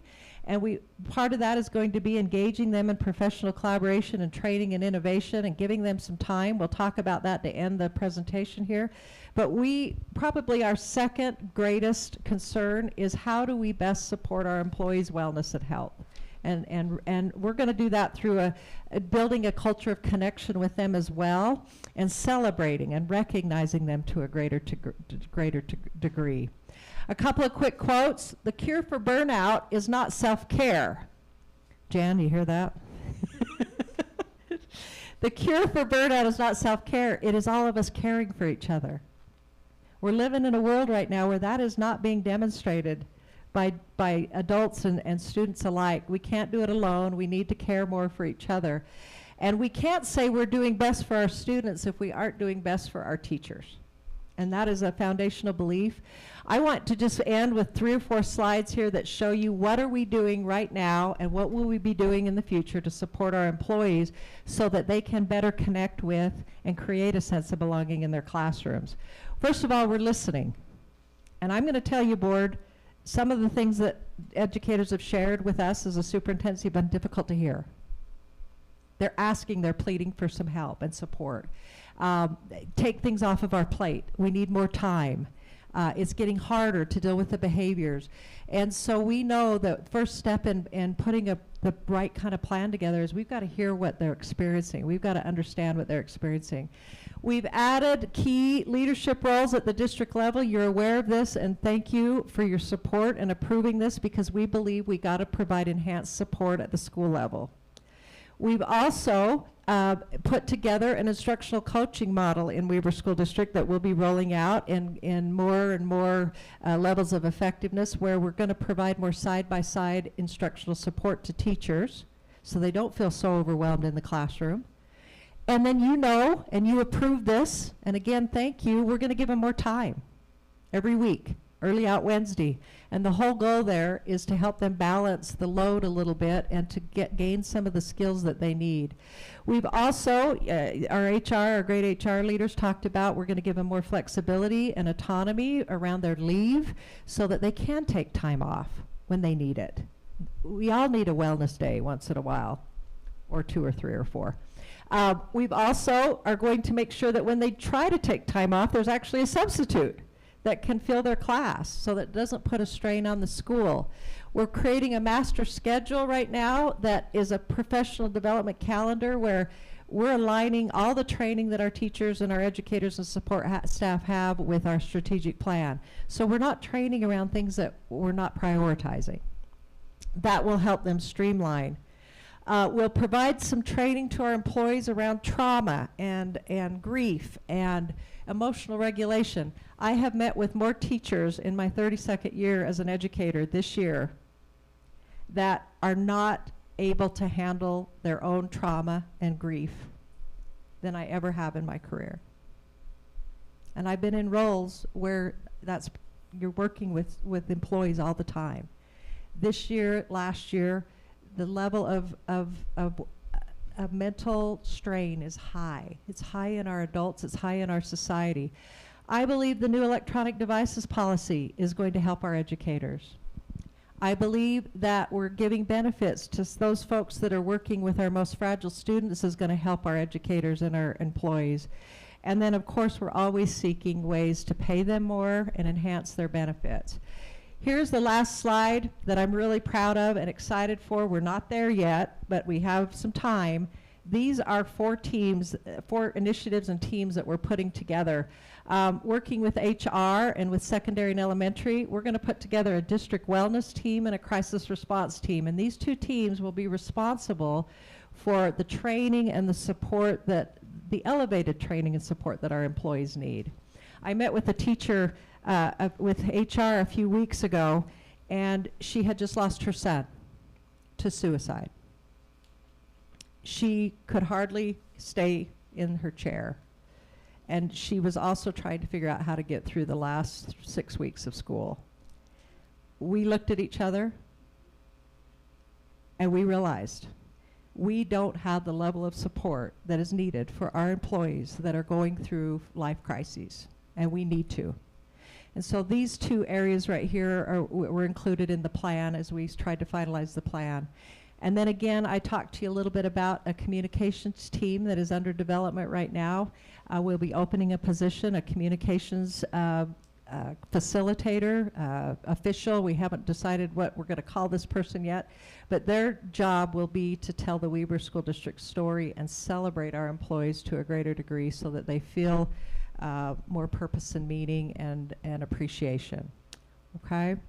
I'm going to, last but not least, we are also going to every fall and probably every spring, is that right, Sherry? We had decided we were going to survey our employees, and we're going to ask them these 12 questions. These are research-based questions, and we're going to build support around the low score areas. So we're going to basically say to our employees, we care about what you're feeling and how you're doing. Tell us how you're feeling and how you're doing. And then we're going to build supports around what we can do to elevate and help them to feel more support. These questions are evidence-based. They come from Gallup. It's called the Q12 survey. And you can see through some of those questions. It matters to me that one of our employees feels like that they have a person at school, at the school they work at, that they can go to, that they're connected to. And it'll be interesting to see what our first data set looks like, and I will share that with the board when we give that survey for the first time. Okay? Last but not least, I wanted to celebrate our employees. They are celebrated throughout this strategic plan. I used a really big word. It's a big word for me, board. Indefatigable. Jan Burrell asked me, is that a real word? Yes. What does indefatigable mean? I want to emphasize right now that I believe, and I believe this in my heart, that we have the most tireless, energetic, and hardworking employees, and we need to take better care of them. And so we are going to celebrate them, and we are going to recognize their indefatigableness. Is that a word, Jan? We're going to celebrate it, okay? Those are our 4 focal areas. Those are some of the highlights. The plan is called Elevate 28. Board, do you have any questions or feedback before I recommend that we go ahead and approve this recommendation of the strategic plan? Janice. Thank you to all who have arrived, including yourself, Superintendent, to whittle this down to accomplish such an amazing document that gives us all direction and desire and going forward what we want to do as a district. Thank you so much to each and every one of you. Not easy. Thank you, thank you. It's beautiful. Thank you so much, Janice. Anything else? No, I wanted to echo what Janice said about just thanks to everybody and I know all the hard work that's gone in on this. My only question, so that Gallup poll, is that what Logan School District was doing? Yes, Okay. Kelly, that was the idea. Okay. Yep, and Awesome. we're gonna Weeberize it. We're gonna make it a little bit perfect. like ours. Our questions, and Sherry's already done that, as a So matter are of we fact. going to work on that at a school level or just? School level, Okay. but we're gonna actually, some of the district initiatives will work to support some of those elements in the survey. And then Yep. my other question is, do we have any idea what happened in the spring of '24 with those numbers? Like, Yeah, we have been scratching our head. We really have, and I don't know. I mean, some of them didn't come down that much, but to see that much Yeah. red, we were alarmed when we saw it. We were, and I think if I could take a guess, and this isn't research, I'd have no research to back this up, but I've not seen the weariness that I've seen in our teachers that I've seen this year, and so I think there's a correlation. that Yeah. makes sense. I just had another comment. I love the One Caring Adult program. I think that's going to be huge for our students. Just to shout out, this is simple, but Mr. Jackson at Orion, I love that he stands by the doors at the school and fist bumps every student that walks through the door in the morning. And I'm sure he knows most of their names. My daughter called it cringe, but I think it's impactful. So I love that we have teachers willing to do things like that. I do think little things like that makes a huge difference. Awesome. Thank you, Kelly. Yes, Jen. I would just like to respond to what Kelly said. Each one of us, even as adults, I'll be emotional, can look back on someone, a caring adult, who made a difference in our lives. Absolutely, absolutely. Every one of our 32,500 kids needs that one person, right? And we will work more intentionally on that endeavor. Anything else? Board, we so appreciate your support. We know that this is going to be a heavy lift, and we just appreciate your support on it. I would recommend to you that we accept and approve this plan and let us get going on it. Let us start implementing it. Thank you. Thanks, Superintendent. Awesome job. That's a lot.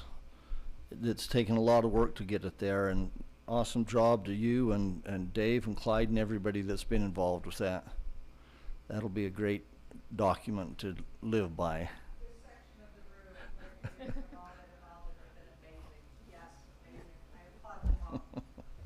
Wonderful job. Thank you. Can I just say thank you again for all of the work everybody's done? That was powerful. Really excited to be part of this. In fact, it was so amazing. Do you mind going through it once more? I'll need mental health support if I'd have to do that. So will you. So will you. Board Superintendent Butters has recommended to us that we approve the strategic plan, Elevate 28, for the school district. As she stated, it'll be implemented across the next 4 years, and progress will be reported at various intervals in future board meetings. Do I have a motion? Jan, second. Janice. Any other comments, questions? All in favor of adopting Elevate 28? Aye. Aye. Any opposed? Wonderful, thank you. Good job.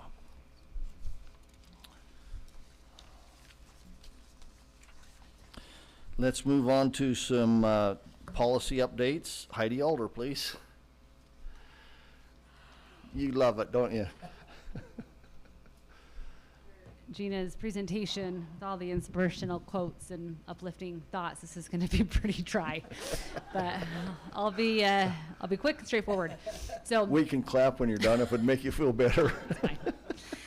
we just have 2 policies that are presented to the board for a second reading, and then 2 policies that are new and, well, 1 new, 1 amended policy. So for a second reading, policy 4650 is our homeschool policy. We presented it last month. We have had no comments or changes, and so we would submit to the board that it be adopted on second reading. Okay, thank you. Board, I need a motion to approve policy 4650, homeschool, on a second reading. Janice, any comments, input? All in favor? Aye. Any opposed? Thank you. The second policy submitted to the board for adoption on second reading is our student electronic device policy, or cell phone policy, policy 8350. We did have a lot of comments and feedback between the last time this was presented and this time, and we went through every comment, met as a policy committee, and incorporated the comments after discussion with stakeholders. And what is presented in your board book and online is the result of the changes. There were some changes made to that policy, which I won't go over in detail right now because we did it in study session. So I'll present to the board adoption of policy 8350 on second reading. Okay, thank you. I'd look for a motion for the adoption of policy 8350. Jan, second. Kelly, any input? I just have a few comments. Not about the policy in general, just about rolling it out and its implementation. I just noticed last year because this is like a big policy that's going to affect all of our students, kind of like the dress code last year. I felt like I just think we need to do a good job of informing parents and not just adding it to our registration materials, because like I said before, parents scroll through it and then their kids get to school on the first day and parents are going to say, I don't know anything about this. So I think we need to somehow get that word out to parents in advance. And then second, this was also my experience with the dress code, is I had some teachers reach out to me concerned about the dress code policy when in fact they hadn't read through it all the way. So I think also with teachers, just to make sure that they're familiar with it, that their questions have been answered, especially I know we have some teachers concerned about enforcement, especially at the secondary level. So I think that's really critical. And the other point too so my kids, like I've mentioned, they've gone to Orion. Orion was in their second year of the cell phone policy. And I did notice with my daughter that there were, and granted, I think it's different because we've got, when it's a school level policy where teachers got lax and let kids get their phones out. There's like, my daughter would be like, oh yeah, this teacher doesn't care if we're on our phones or whatever. So I'm hoping that as a district-wide policy, we won't see that as much, but I do think that's something key that teachers know that this is a big deal. We need to have instruction all the way to the end, and we're not gonna just let kids play on their phones if we run out of time. So I guess that's just my only comments about just training on it, and then also giving parents notice, and not just with the registration materials, because we know that most parents don't read it. Thank you. Okay. We need to give them a test. Yeah. Okay, go ahead. Sorry. Did we vote on that, or did we just get, okay, all in favor? Aye. Any opposed? Thanks. Okay. 2 new policies, or excuse me, 1 new, 1 amended. A new policy 1135. We decided with all of our policies we ought to have a policy outlining the process for adopting policies because we have been doing it as a matter of practice, but we wanted to make sure that we have procedures in place for the public to see how we are going about doing this. And that's what policy 1135 is about. So present that on first reading. I'd look for a motion to approve policy 1135, board policy process. First reading. On a first reading. Janice, any further comment? All in favor? Aye. Any opposed? Thanks. I think that will really streamline our policy adoption process. It's been a long time coming. We've needed that. So thank you. Still a long time left to come. You ready, President? Go ahead. The last one is policy 4430, which is our student testing prohibition without prior written consent. This is an existing policy that outlines what school employees can and can't solicit in terms of information from students without getting prior written consent. Recent legislation requires us to notify and get consent from parents whenever we produce certain surveys. And so we included that into our policy, and that would be adopted, submitting that to the board to adopt on first reading. Okay. Board, I'd look for a motion to approve policy 4430, student testing, prohibition without prior written consult on a consent, on a first reading. So moved. Kelly, Janice, any further comment? All in favor? Aye. Any opposed? Thank you.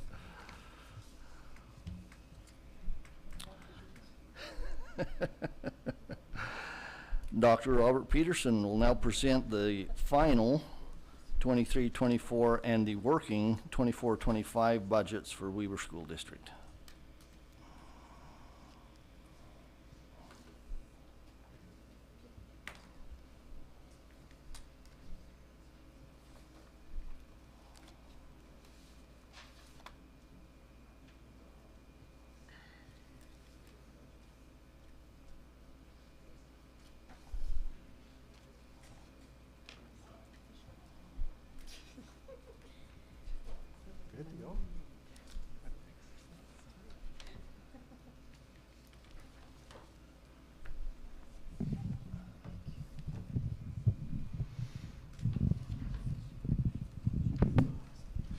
Okay, we're passing out our budget document. And this is really an executive summary type of document. The budget that we have to submit to the state is much more involved and detailed. And Seth Picklington, our assistant business administrator, does that, and he does a great job. When everyone gets out, we'll just go to page 1, and I've got the front of this is the front 5 or 6 pages of my presentation. So we will go to page 1. I've also got it up on the screen. It's kind of nice to know, where does our money come from? It's a big budget. It really is. We have several funds. We have the main fund is the M&O fund. This is where our maintenance and operation, where the instruction happens. And you can see local dollars. We have about 48.7 million that are raised locally. 39 in taxes, interest income, investment income that off of our public treasurer's fund that we have with the state of Utah, and 3.5 million of other. The state also has a tax rate that raises 37.6 million, and the state unrestricted funds, which I call regular K-12, are 105 million.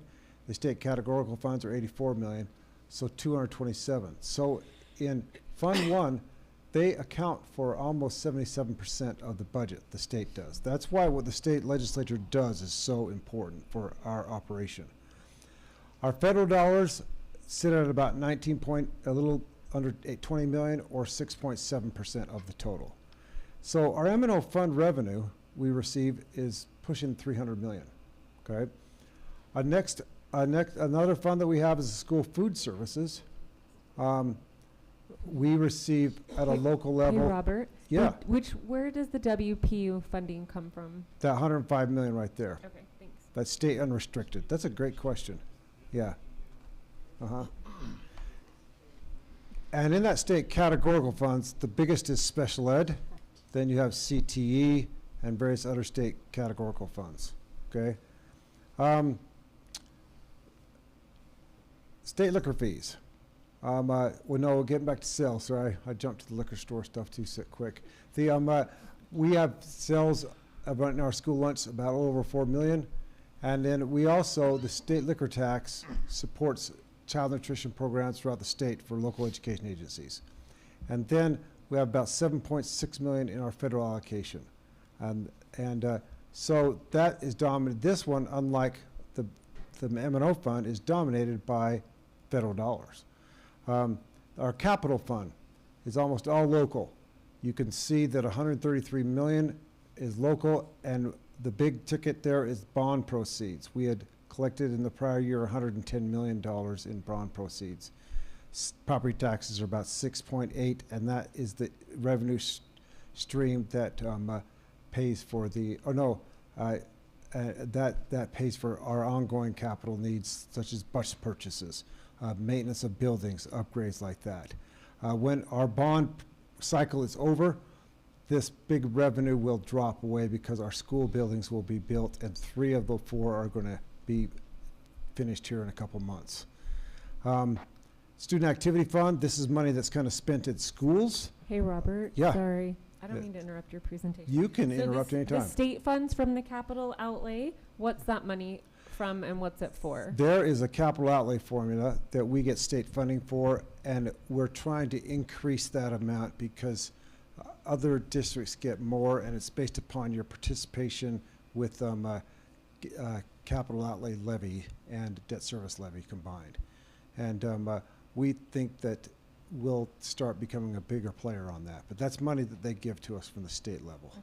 Well, I just think the other thing to point out is the state doesn't, like, from the income tax fund, we don't receive money from the state for capital projects. And that's why our property tax goes almost exclusively to that. I think that's what most taxpayers in the community don't understand, that that's what our property tax goes for, because the state doesn't give us money for that. That is correct. I misspoke on these state funds. These were monies that were given to us. I think that's the beginnings of our safety money that we received. And that's revenue we recognize. It's over 700,000. We recognize that because that's what we spent. Student Activity Fund, this basically is student fees and tuition and other local dollars that are raised at the school level. This is like school funds. Our foundation, earning on investments, 310,000. Contributions from our generous public, 1.8 million and other, and then transfers in from the M&O fund. So that's all local as well. Then the debt service fund, this 30,705,000, that's what pays our general obligation bonds that we've issued over the last several years. That's our ongoing revenue that pays for that. That's all local.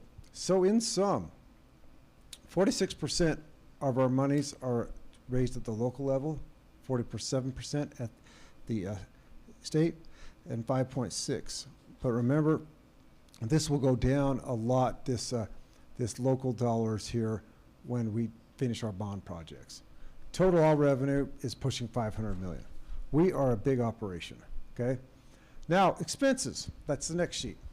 Our main vehicle is the M&O fund. Instruction, in our M&O fund, the total amount's almost 300 million, what we spend. We are 73.27% goes to instruction. That's higher, significantly higher than the state average. Weaver School District puts lots of resources to the classroom as a percentage of the total. You can see the student support services, school administration and staff, district administration and staff. This includes all the staff at the district office, and it's the tech office and other places, well, not the tech, but other places that are around the district. And that's only 2.3% of the total. A lot of times people think erroneously that if school districts just cut the district staff, the sky's the limit on what we could do. No, because we're pretty lean at our district staff. The central, 2.5, maintenance custodial, 6.6, and transportation, 4.3. Now, if you look over here, I've broken it out, compensation versus non-compensation. And you could see we are a people business. We process over 5,000 W-2s at tax time, and we have pushing close in the upper 3,000s when it comes to regular employees, like 3,800. And we're at almost 92% of our money in the main fund, general fund, goes to compensation. And 8% goes to non-compensation, stuff, supplies, materials, things like that. Utilities, those kind of things. School food services, it's kind of flipped. Their compensation is 6.6 million or 42%. The non-compensation is higher, and this is because their biggest non-compensation item is food. okay? The capital outlay fund, also, compensation is small. We use the capital outlay. This $133 million included lots of money spent on the new high school and the new junior high, and it includes bus purchases, textbook purchases, roofs, roof repairs, parking lots, you know, HVAC system, all kinds of things like that. The student activity fund, once again, it's almost all non-compensation. The foundation is almost non-compensation, is dominated by that, and debt service is total non-compensation where we expend our money.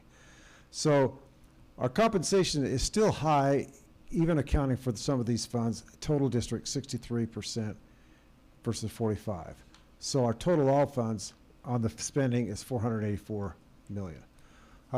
Those are just kind of interesting numbers, and they're the prior year because we don't have the audits from the current year, but the trends are always been the same. I've been doing this for a long time. To summarize, we spend a lot on instruction, and we spend very little on administration. It's just a fact, and that's one of the reasons why we have a high rating with our credit rating. Okay, projected fund balances. The general fund, last year we had a fund balance of $41 million. The two key ones for you board members is this one called economic stabilization, and then this unassigned. Those are unrestricted monies that we can spend if we had to in an emergency. Those seem big to some people, but we couldn't operate our district even for a month if we relied on those. and so we do run lean. We do not hoard money. We're not a hoarding money district, okay? Our debt service fund balance is $4.7 million in '23. Capital was $88 million. Child nutrition was $5.2. Student activity, $159,000, and the foundation was $4.3. That capital is big because we're going to be spending that money on our new builds, okay? Now, what do we estimate at the end of this year? We're in a position, it's almost the end of the year, to make some pretty good estimates. We predict that we'll be up a minimum, I'm being conservative on this, of $2 million on our M&O. The debt service is dropping, but that's okay. It's a planned drop because we're going to issue more debt. Capital is also dropping to $48.5 million, but that's also a planned as our projects get completed. Child nutrition is also going to drop to $44.4 million because we're chewing into some of the monies that we realized during COVID, and that's a thing that's required by the state. Student activity, we're holding flat, and foundation, we're holding flat. The bottom line on this sheet is our balances will all be in the positive territory at the end of the year and in good shape. Okay, the district is pretty sound financially. Now, here's some highlights for maintenance and operation. Enrollment drives everything we do. It drives almost all of our funding from the state. And our enrollment, oddly enough, if you would think if you drove out onto the west side of the county that we're just bursting at the seams when it comes to numbers of kids, but the whole state of Utah has seen some declines in regular K-12 population because there's a demographic dip. And we think that demographic dip's going to be with us for a couple more years, and then we're going to take off again. You can see the Weber School District enrollment. We were up by 417, down by 391, up by 534, down by 174, down by 454. And we estimate that we'll be down a little bit again next year. I see one more year of kind of decline, and then we're going to go roaring back up. And it's a really smart thing that we're expanding our capacity with our schools.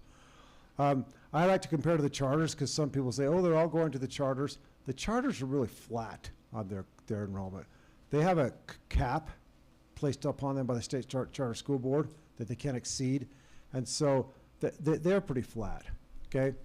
What about compensation costs? As you know, most of our money is in compensation. You can see salaries and wages have gone up steadily over this time period, this 5-year change.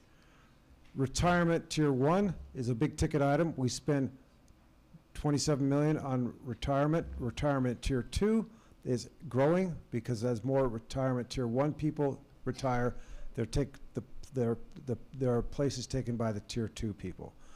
For those of you who don't know what this tier 1 and tier 2 is, on January 1 on July 1, sorry, 2011, if you were hired after that, you're a Tier 2 retiree.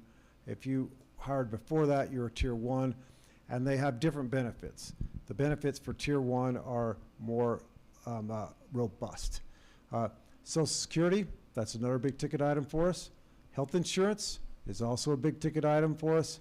And then other, the dominant one on this compensation is workers' comp.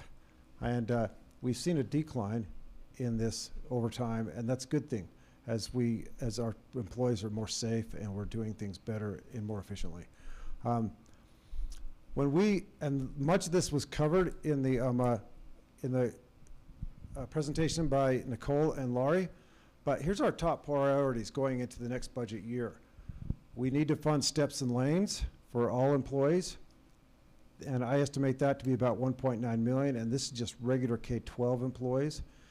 We've given a base increase, which is competitive compared to other school districts of 2.6%. We estimate that'll cost about 4.4 million. We also, the legislature has put more money into a line called the educator salary adjustment. That this was the $4,200. It's now going to be $4,700, that we're going to, and that they're also kicking in revenue of $1,902,000 for that. And our health insurance increased. Oops, that's a typo. That should say 6.9. Sorry, 6.9. And that's very competitive. We feel really good about that. And the estimated cost is about $1,082,000 there. So our compensation is going to cost us in the regular K-12 programs. This doesn't include CTE or special ed. It's about $8.5 million. They have their own funding streams. We're super excited about some of our other ongoing cost increases. Staffing services, we put a rough estimate of about $850,000. That may be high. I like to overestimate my expenses so that we can make sure we meet them.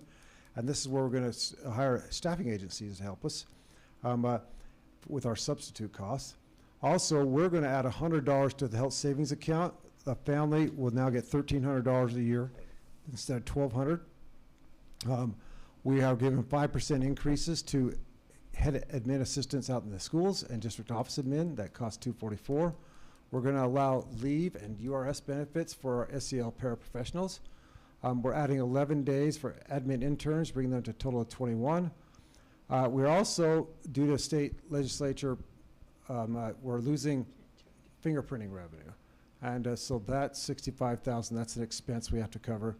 And then as part of our strategic plan, we need to tell our story, and we need to get more community involvement and outreach. And we've got a great ideas, and you're going to see, by this time next year, you're going to see a different type of community outreach, and we're seeding that effort with $200,000. So the total expenses there are about $10.3 million that we anticipate in the regular K-12 monies. Okay, how are we paying for that? Okay, the next sheet talks about that. Local revenue growth is a little over $1 million. This is property tax growth. TSSA money, we get a little bit of that. We can put to salaries. Board and board leeway aid, we figure it's going to go up by about $2.1 million. Additional education or salary funding for that extra $500 to teachers, $1,092,000. And then the big one, the WPU rise of 5%. And then we've also estimated an enrollment decline. And I'm hopeful that that enrollment decline is not going to be as high as estimated, because that will be good. So our revenue matches our expenses, and we are in a good position going forward. I also think it's fun to put what's happening first-year teacher salaries, because we're in a very highly competitive market when it comes to teachers. In 2021, we were $43,000, and that salary has gone up to $56,000. This is the starting teacher salary, and that's competitive. We're not the top in the land, but we're not the bottom either. We're competitive. Capital outlay fund. As you know, we've got new buildings and future construction. In 2021, voters approved $279 million in bonds, and we are putting those funds to good use. We have all of these schools are going to be open in 24 this August. We got Westfield High, Mountain View Junior High, and Heaven Bay Elementary. I've been here since 2001, and I've never seen such an aggressive, timely construction of buildings. And hats off to Larry Hadley and his department and his folks, because it's been a heavy lift. The superintendent uses that phrase, heavy lift, and this is truly a heavy lift. And we're excited to see these schools open. The rebuild of Roosevelt Elementary is on its way, and it'll open the next year in August of '25. Other big capital outlay efforts, I put safety upgrades because that's a top priority for us. It's upgrading school access points, audio enhancement systems. Also, textbooks were poised and ready to make a big reading adoption.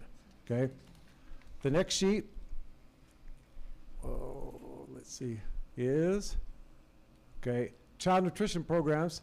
This just kind of gives you, and I won't go into the details, what's happened with our child nutrition programs. You can see food costs. I'll just highlight that. In 20, they were 5 million. They went up to 5.6, then over 7, and then eased down to 6.7. We're estimating about the same food cost. We are joining a co-op wherever on the search for more efficient ways to do things. There's a handful of districts that have joined their purchasing power, and we're joining that co-op, and we anticipate significant changes with that food costs. Meal price recommendations, I put this up here because you board members are supposed to officially approve, and there is no change proposed in the meal price recommendations. Okay? All right. I think the last sheet, tax rates, everyone's favorite topic. Up at the top is our assessed value over time. In 21, we had 13.3 billion. That if you took all the values of all the properties in Weber School District, it's almost 4 billion. That has slowly risen. We had a big jump that year of 31%. We had a small bump up this year of 3.3. This just came in a few days ago, a 7.3% increase. That was higher than I thought it was going to be. And that's what makes me positive about our enrollment. I think that we've been pretty conservative on enrollment. I think we're going to see a higher enrollment than I anticipated, or less of a decline, I should say. You can also see state levies. Over the last 5 years, state rates have dropped 12.9%. These are rates set by the state legislature. Okay. Local levies. Our debt service levy, we dropped that, and I'll get that into my next presentation, by 14%. And so over the last 5 years, the state local levies, the rates have dropped by 14%. And then for the certified, what we call certified levies, it helps with our operation costs. The rates, we've had 2 truth and taxation hearings. We had one right here in fiscal year 23, and one here in 24. We are not recommending a truth and taxation hearing this August. Our certified rates have gone up in that time by 0.99%, pretty flat. Overall, the total change in tax rates is 6.6%. And so taxpayers have seen their taxes go up, which is true, but the rates have come down. The chief cause of the rising taxes is the increasing values, and the values are out of our hands. They're in the hands of the county assessor. We are very conscious of people's tax rates. Here's how we compare the last thing here with this 15 Wasatch Front school districts. We have Nebo in the south and Logan in the north, and we're at 12th out of 15, and the average, we're well below the average on what we charge taxes. If you lived in Nebo, you pay the most taxes. Our immediate neighbors, Ogden, Davis, Box Elder, the 3 districts that border us, have much higher tax rates than Weber. Weber School District is very conscious about our tax rates. That's my presentation. Paul, our president, sorry. I'm Paul. And now, as part of the public hearing, we can have anyone who wants to comment on that. It's a little comment period right now. Yeah, we'll open this a public hearing for those that comment. We had one person sign up, but I believe, and this is the next one. Okay, bingo. Is there anyone here that would like to comment on the budget? Sorry. Okay. Okay, now then you'll have to then have we need a motion to, we'll need a motion to To approve. approve them. Okay. Approve the final 23-24 budget and the working 24-25 budget. Okay, board, I would look for a motion to, that we approve the final 23-24 budget and the working 24-25 budget. Doug, second by Jan. Any comments? Just a comment, just adding on to what Dr. Peterson said, we need to be careful when we need to differentiate between the amount of taxes that taxpayer pay and the tax rate. Sometimes that's confusing. We say, hey, our rate's gone down, and people think, oh, my taxes are gone, then they get their bill, and wow. But that's the county assessor that's assessing our properties. It's out of our hands, but it's just we need to make sure we communicate that so there's no misunderstanding. That's important. Yeah, I agree. Thanks for pointing that out. Yeah. Okay, all in favor of this recommendation? Aye. Aye. Any opposed? Thank you. Okay. Yeah, Dr. Peterson, I think we've been here a long time. We're going to give everybody a 5-minute break, and then we'll continue with you. Is All that right. okay? That's- Stand up, stretch your legs. That or- is just awesome. Yeah. Okay.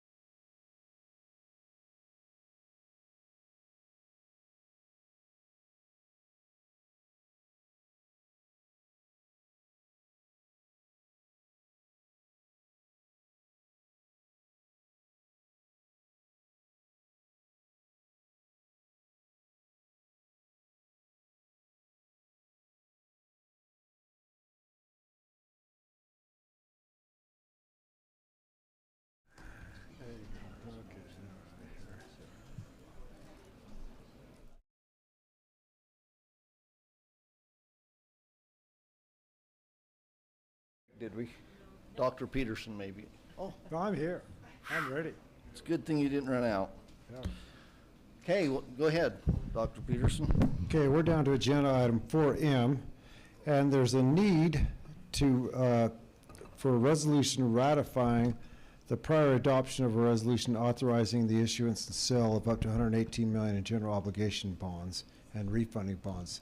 This was a resolution that we passed in October of '23, and there is a legal need to ratify it at this time.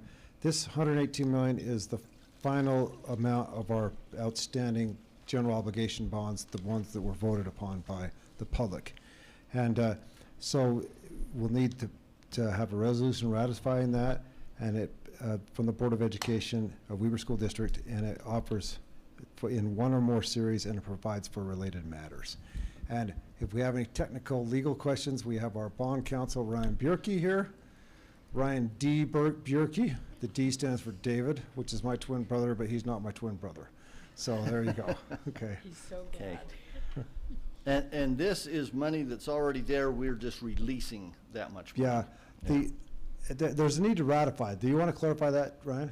Yes, so in October, you authorized multiple series of bonds, and you issued one of those already. In the interim, the legislature passed a bill that required you to update Ryan, certain wait just one information second. before you can. Sorry. The turn on. Is it on? Yep. Okay. The legislature passed a bill requiring you to update certain information with regards to your spending from your bond proceeds within 30 days before any vote. In talking to Dr. Peterson, we felt like the most prudent practice for the board would be to ratify that prior action, even though it was done before the legislation was enacted, so that you could comply with these new requirements. Dr. Peterson has updated that information 30 days before this vote, and so this would be your final compliance with that new statutory provision that wasn't in place originally. And then that would allow us to issue this final series of bonds that we've talked about. That we're issuing next week. Next week, Yeah. okay. Thank you for that clarification.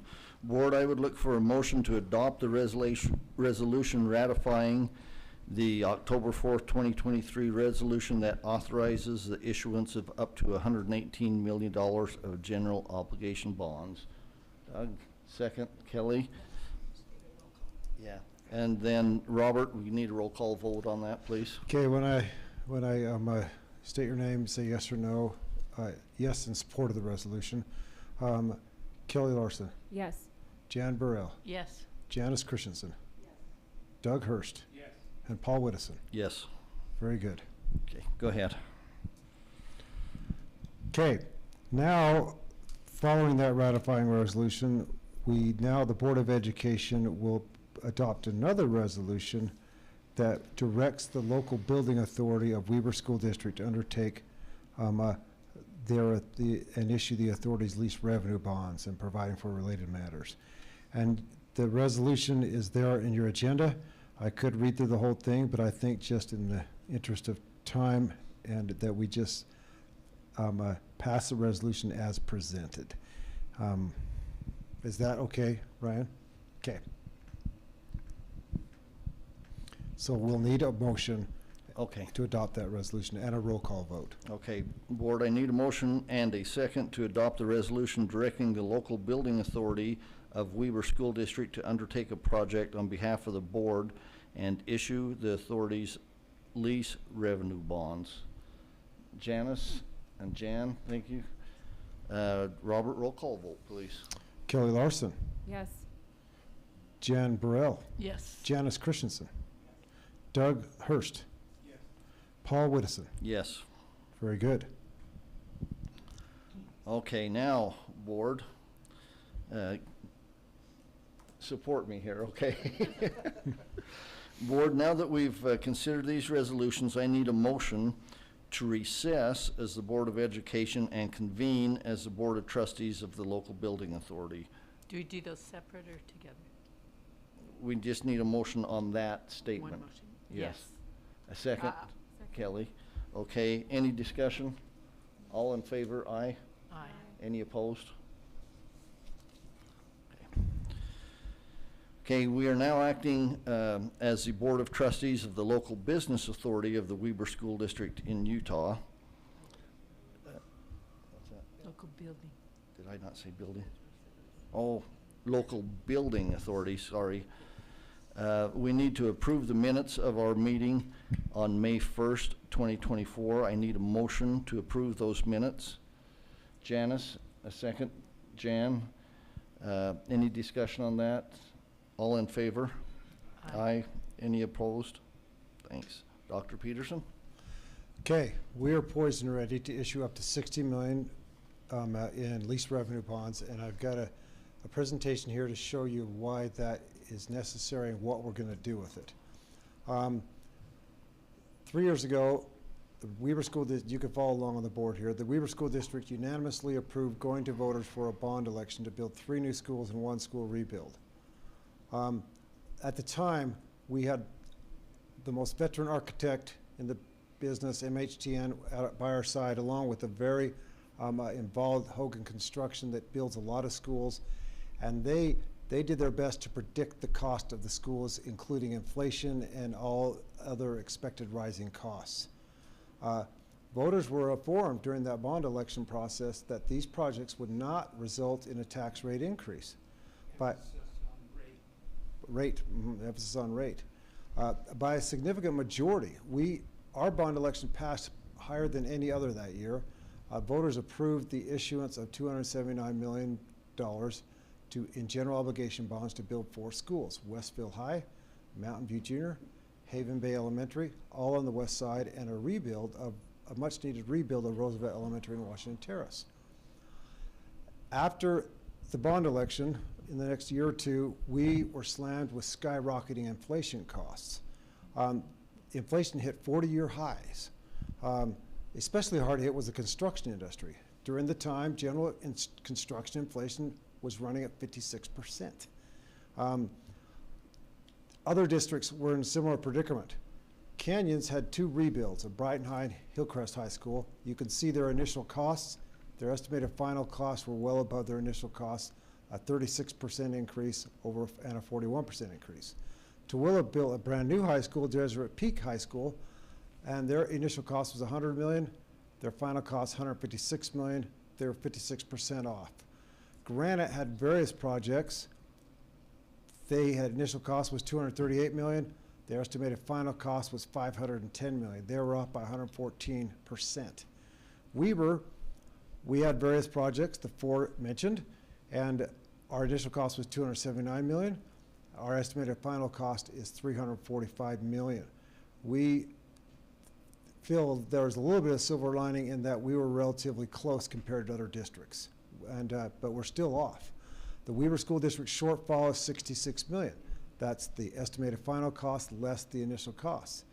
So we had to have options. Either we proceed with the bond projects or not. Here's your updated final cost estimates. Westfield High, $19 million, 19.6 over. Mountain View, 17.3. Haven Bay, 15.3, and Roosevelt, 14.4. So that $66 million shortfall, overage equals that shortfall. I put an asterisk there. These costs include things like architect fees, testing and other fees, site improvements, any land purchases that were needed, demolition of building, furniture, fixtures, and equipment that are needed. You gotta buy desks and stuff for the new schools. So if we do have money on top of the $279 million that we have accounted for, and this is the accounting. The voter authorization was $279 million. We'll have 4 issues, and the cost to issue the voter authorized bonds is about $1.1 million. That's about 0.4%. They're closing costs, if you will. We pay the rating agencies. We have to have a rating. We pay the bond counsel, our financial advisor, our disseminating agent. There are various fees that go into issuing a bond. Then the market gives us a bond premium of $5.5 million. The legislature, before we went to election, capped this to 2%. So 5.5 million is 2% of the 279 million. If that cap hadn't been in place, and by the way, the Utah State Legislature does not cap their own issues, we would have had a potential of about 23.4 million that we could have collected in revenue from the market, from people wanting us to our bonds. So our bond premium is reduced by about 17.8 million. That state legislation cost us 17.8 million. I just had to highlight that because it still irks me. Then the West Haven City Partnership, 3.9 million. We built both the West Haven Junior and the West Haven Elementary bigger in their gym areas so that we could have a partnership with them on recreation. And this has worked well in other schools. And it's a win-win. So our revenue to offset this 66 million is greater. We have 289 million, not 279, so another 10 million more. So we're still short. We're short by about 56 million. So we have enough money. This 289 million will fund the entire Westfield High. This 289 million will fund Mountain View Junior. And this 289 million will fund up to about 44.5 million of Haven Bay Elementary. We're short by about 4.9 million, and we're short the entire Roosevelt Elementary by 51.4 million. And so those two add up to 56 million. We need a little over 56 million to complete these projects. We have had a long-standing tradition, and it's not going to falter, hopefully under my watch, because it's a long-standing tradition. I've been through 4 or 5 bond cycles. We keep promises to patrons and voters. Promise number 1, build 4 approved schools. And we already talked about this at a Truth and Taxation hearing in August, and the board members unanimously said we're going to build 4 schools. And so we went ahead, and we've already are started on Roosevelt. Okay, so we'll need lease revenue bonds, this amount, to cover those shortfalls up there. Okay, so with the lease revenue bonds, Roosevelt Elementary will be completed, and promises to voters will be kept. The other promise that the board has directed is no tax rate increase, emphasis on rate. So what we did is we lowered the capital levy, or no, raised the capital levy by 4.5 million. That gives us a stream to pay of revenue to pay this 56 million over 25 years. And then the district debt service levy, we decreased it by 4.5 million. So this whole situation is rate neutral. So we kept our promises there. With this tax rate adjustment, promises to voters are kept. No tax rate increase pertaining to the construction of the 4 approved projects. So, in conclusion, I've showed this chart already, show it again. The board sensitivity to taxpayers and the needs of children. It's a balance. Weber is 12th out of 15. We are efficient when it comes to spending and fiscal responsibility. It's a fact. Weber School District has a AAA rating, the highest rating possible from Fitch Rating Agency. Also, it's a fact. Utah ranks last in per pupil spending in the nation. Another fact, among Utah school districts, Weber School District is consistently in the bottom 10 for per pupil spending. So not only we're in the lowest per pupil spending state, we are one of the lowest districts in that state when it comes to per pupil spending. We are very frugal. It's part of who we are. So my recommendation, President, is we consider and approve the resolution authorizing the issuance and sale up to $60 million of lease revenue bonds and providing for related matters. And now I turn it over to you to receive any public testimony or comment.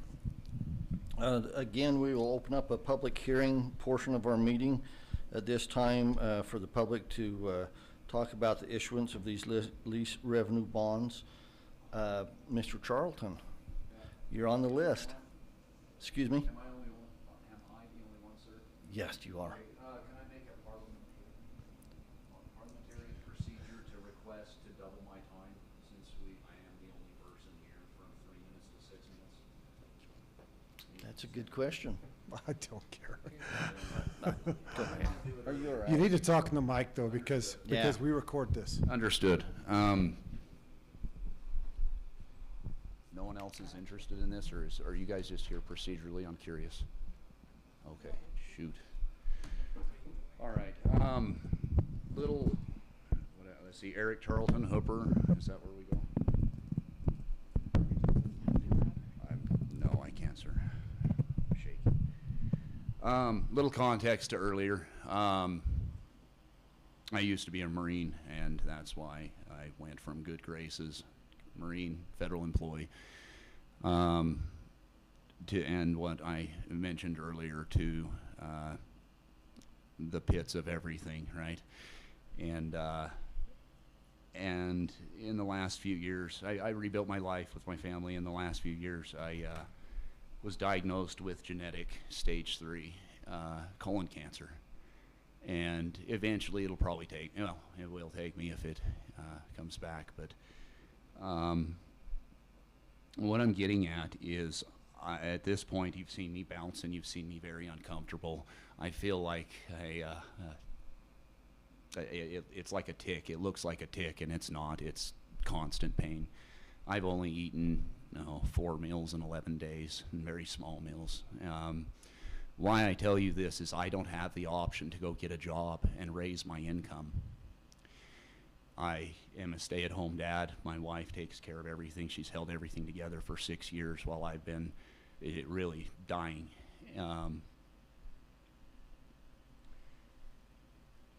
I am absolutely distraught in my community that not one other person showed up to even say their piece. And I don't want to hold you guys up on any of this bond stuff. I want you to know that going forward, it's unsustainable. Mr. Peterson, he had the biggest line item of the entire budget was our teachers, right? Well, we keep building these monumental schools that cost hundreds of millions of dollars.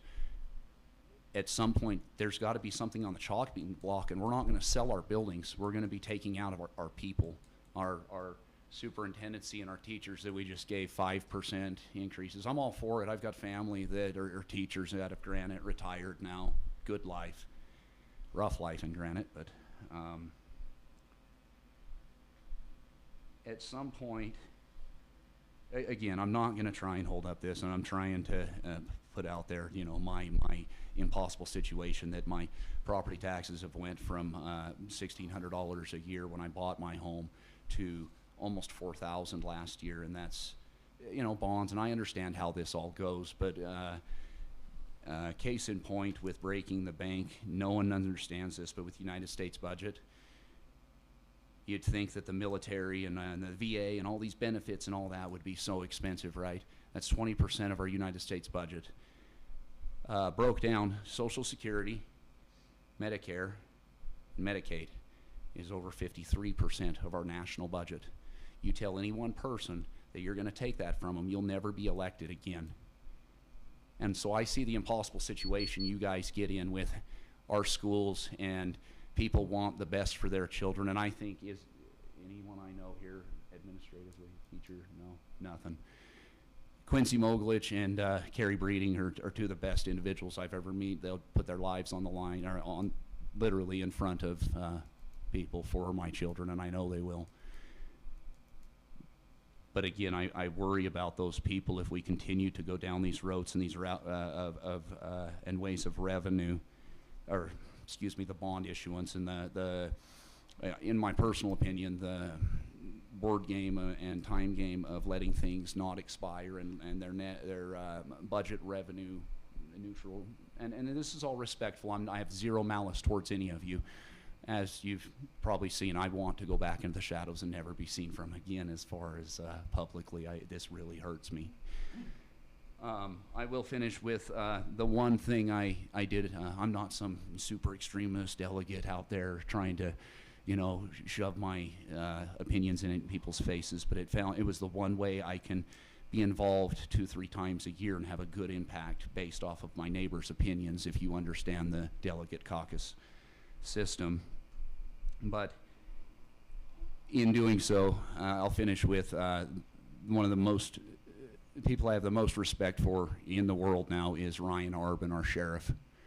He was at the Lincoln Day lunch, and he stood up and spoke, and it was a political thing, but he said, we saw the results from the bond issuance or the bond request for the jail, and I want to let you know we're not going to go back down that road. We're not going to go that way. We have other routes, and I was not aware of them, or something to those effects. I don't want to put any words in his mouth, but what I'm saying is, I lived in Hooper, and I've grown up in Hooper my whole life. There's a freeway coming through. There's 5-lane roads coming through, and I have to deal with that. We own dozens of acres, and I don't want money from it. I don't want any of that, you know. I just want the quiet, and I'm going to have to move. I have to adapt, and I'm just asking you folks that going forward after, you know, please approve this and let's get these schools done. But going forward, we need to maybe, like Mr. Peterson said, add to our administrative side of things, because our biggest line items are these teachers. But why can't we add a couple more people or committees? I mean, I don't think any parents in anywhere would be against an auditor or some type of person within to just kind of keep us on track and pinch pennies where they can, and say, hey, you know what, I need to go to legal and figure this out if we can legally do this, or I don't know. We pay you guys to do the hard stuff, so I've ran out of time, and I really appreciate it, and I'll take my leave. Thank you. Thank you for coming in, and thank you and your family for being patient. Can I make a comment? Yeah, those kids have sat there in a boring meeting and been absolutely stellar. So, but thank you very much. We appreciate your words. I just You're like good. to say on behalf of us all, thank you for your service to our country. As a Marine, you put your life on the line so we can have the freedoms and have the opportunity to have meetings and discuss things together. Thank you from all of us. Oh. Semper Fi. Oh. She wanted to be the favorite, I think. No, we all have a couple little lifesavers up there, so. They've been wonderful. Thank you very much. And if you guys need to leave, go ahead, because we're going to continue for a while. Just getting warmed up. Okay, if there's no other people who would like to participate in that public hearing, we'll move on with that. Dr. Peterson. Okay, now we're at item 10. We need a resolution of the Board of Trustees of the Local Building Authority of Weaver School District to authorize the issuance and sale by the authority of its lease revenue bonds, authorizing the execution and delivery of certain agreements as it is written there.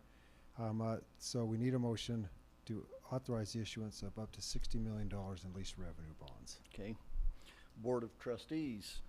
I need a motion and a second to adopt the resolution authorizing the issuance and sale of the lease revenue bonds. Doug, a second. Jan, and a roll call vote. Dr. Peterson. Yeah, it's on. Kelly Larson. Yes. Jan Burrell. Yes. Janice Christensen. Doug Hurst. Yes. Paul Whittison. Yes. Very good. Okay, now that we've taken care of the resolution, I need a motion that we adjourn as the Board of Trustees of the Local Building Authority and reconvene as the Board of Education. Janice for motion, Jan for second. Any discussion, questions? All in favor? Aye. Aye. Any opposed? Thank you. Okay, we are once again acting as the Board of Education. Board, we need to now convene in a closed session. This is a strategy session to discuss the character, professional competence, or physical or mental health of an individual. I need a motion to convene to a closed session. So Kelly, second by Jan. Roll call vote, Dr. Peterson. Kelly Larson. Yes. Jan Burrell. Yes. Janice Christensen. Doug Hurst. Yes. Paul Whittison. Yes. Very good. Thanks, everyone, for coming. Thanks for being patient on a hot summer's night. No meeting next month. Charleston family, thank you very much for coming in. See you guys. We'll see everybody in August.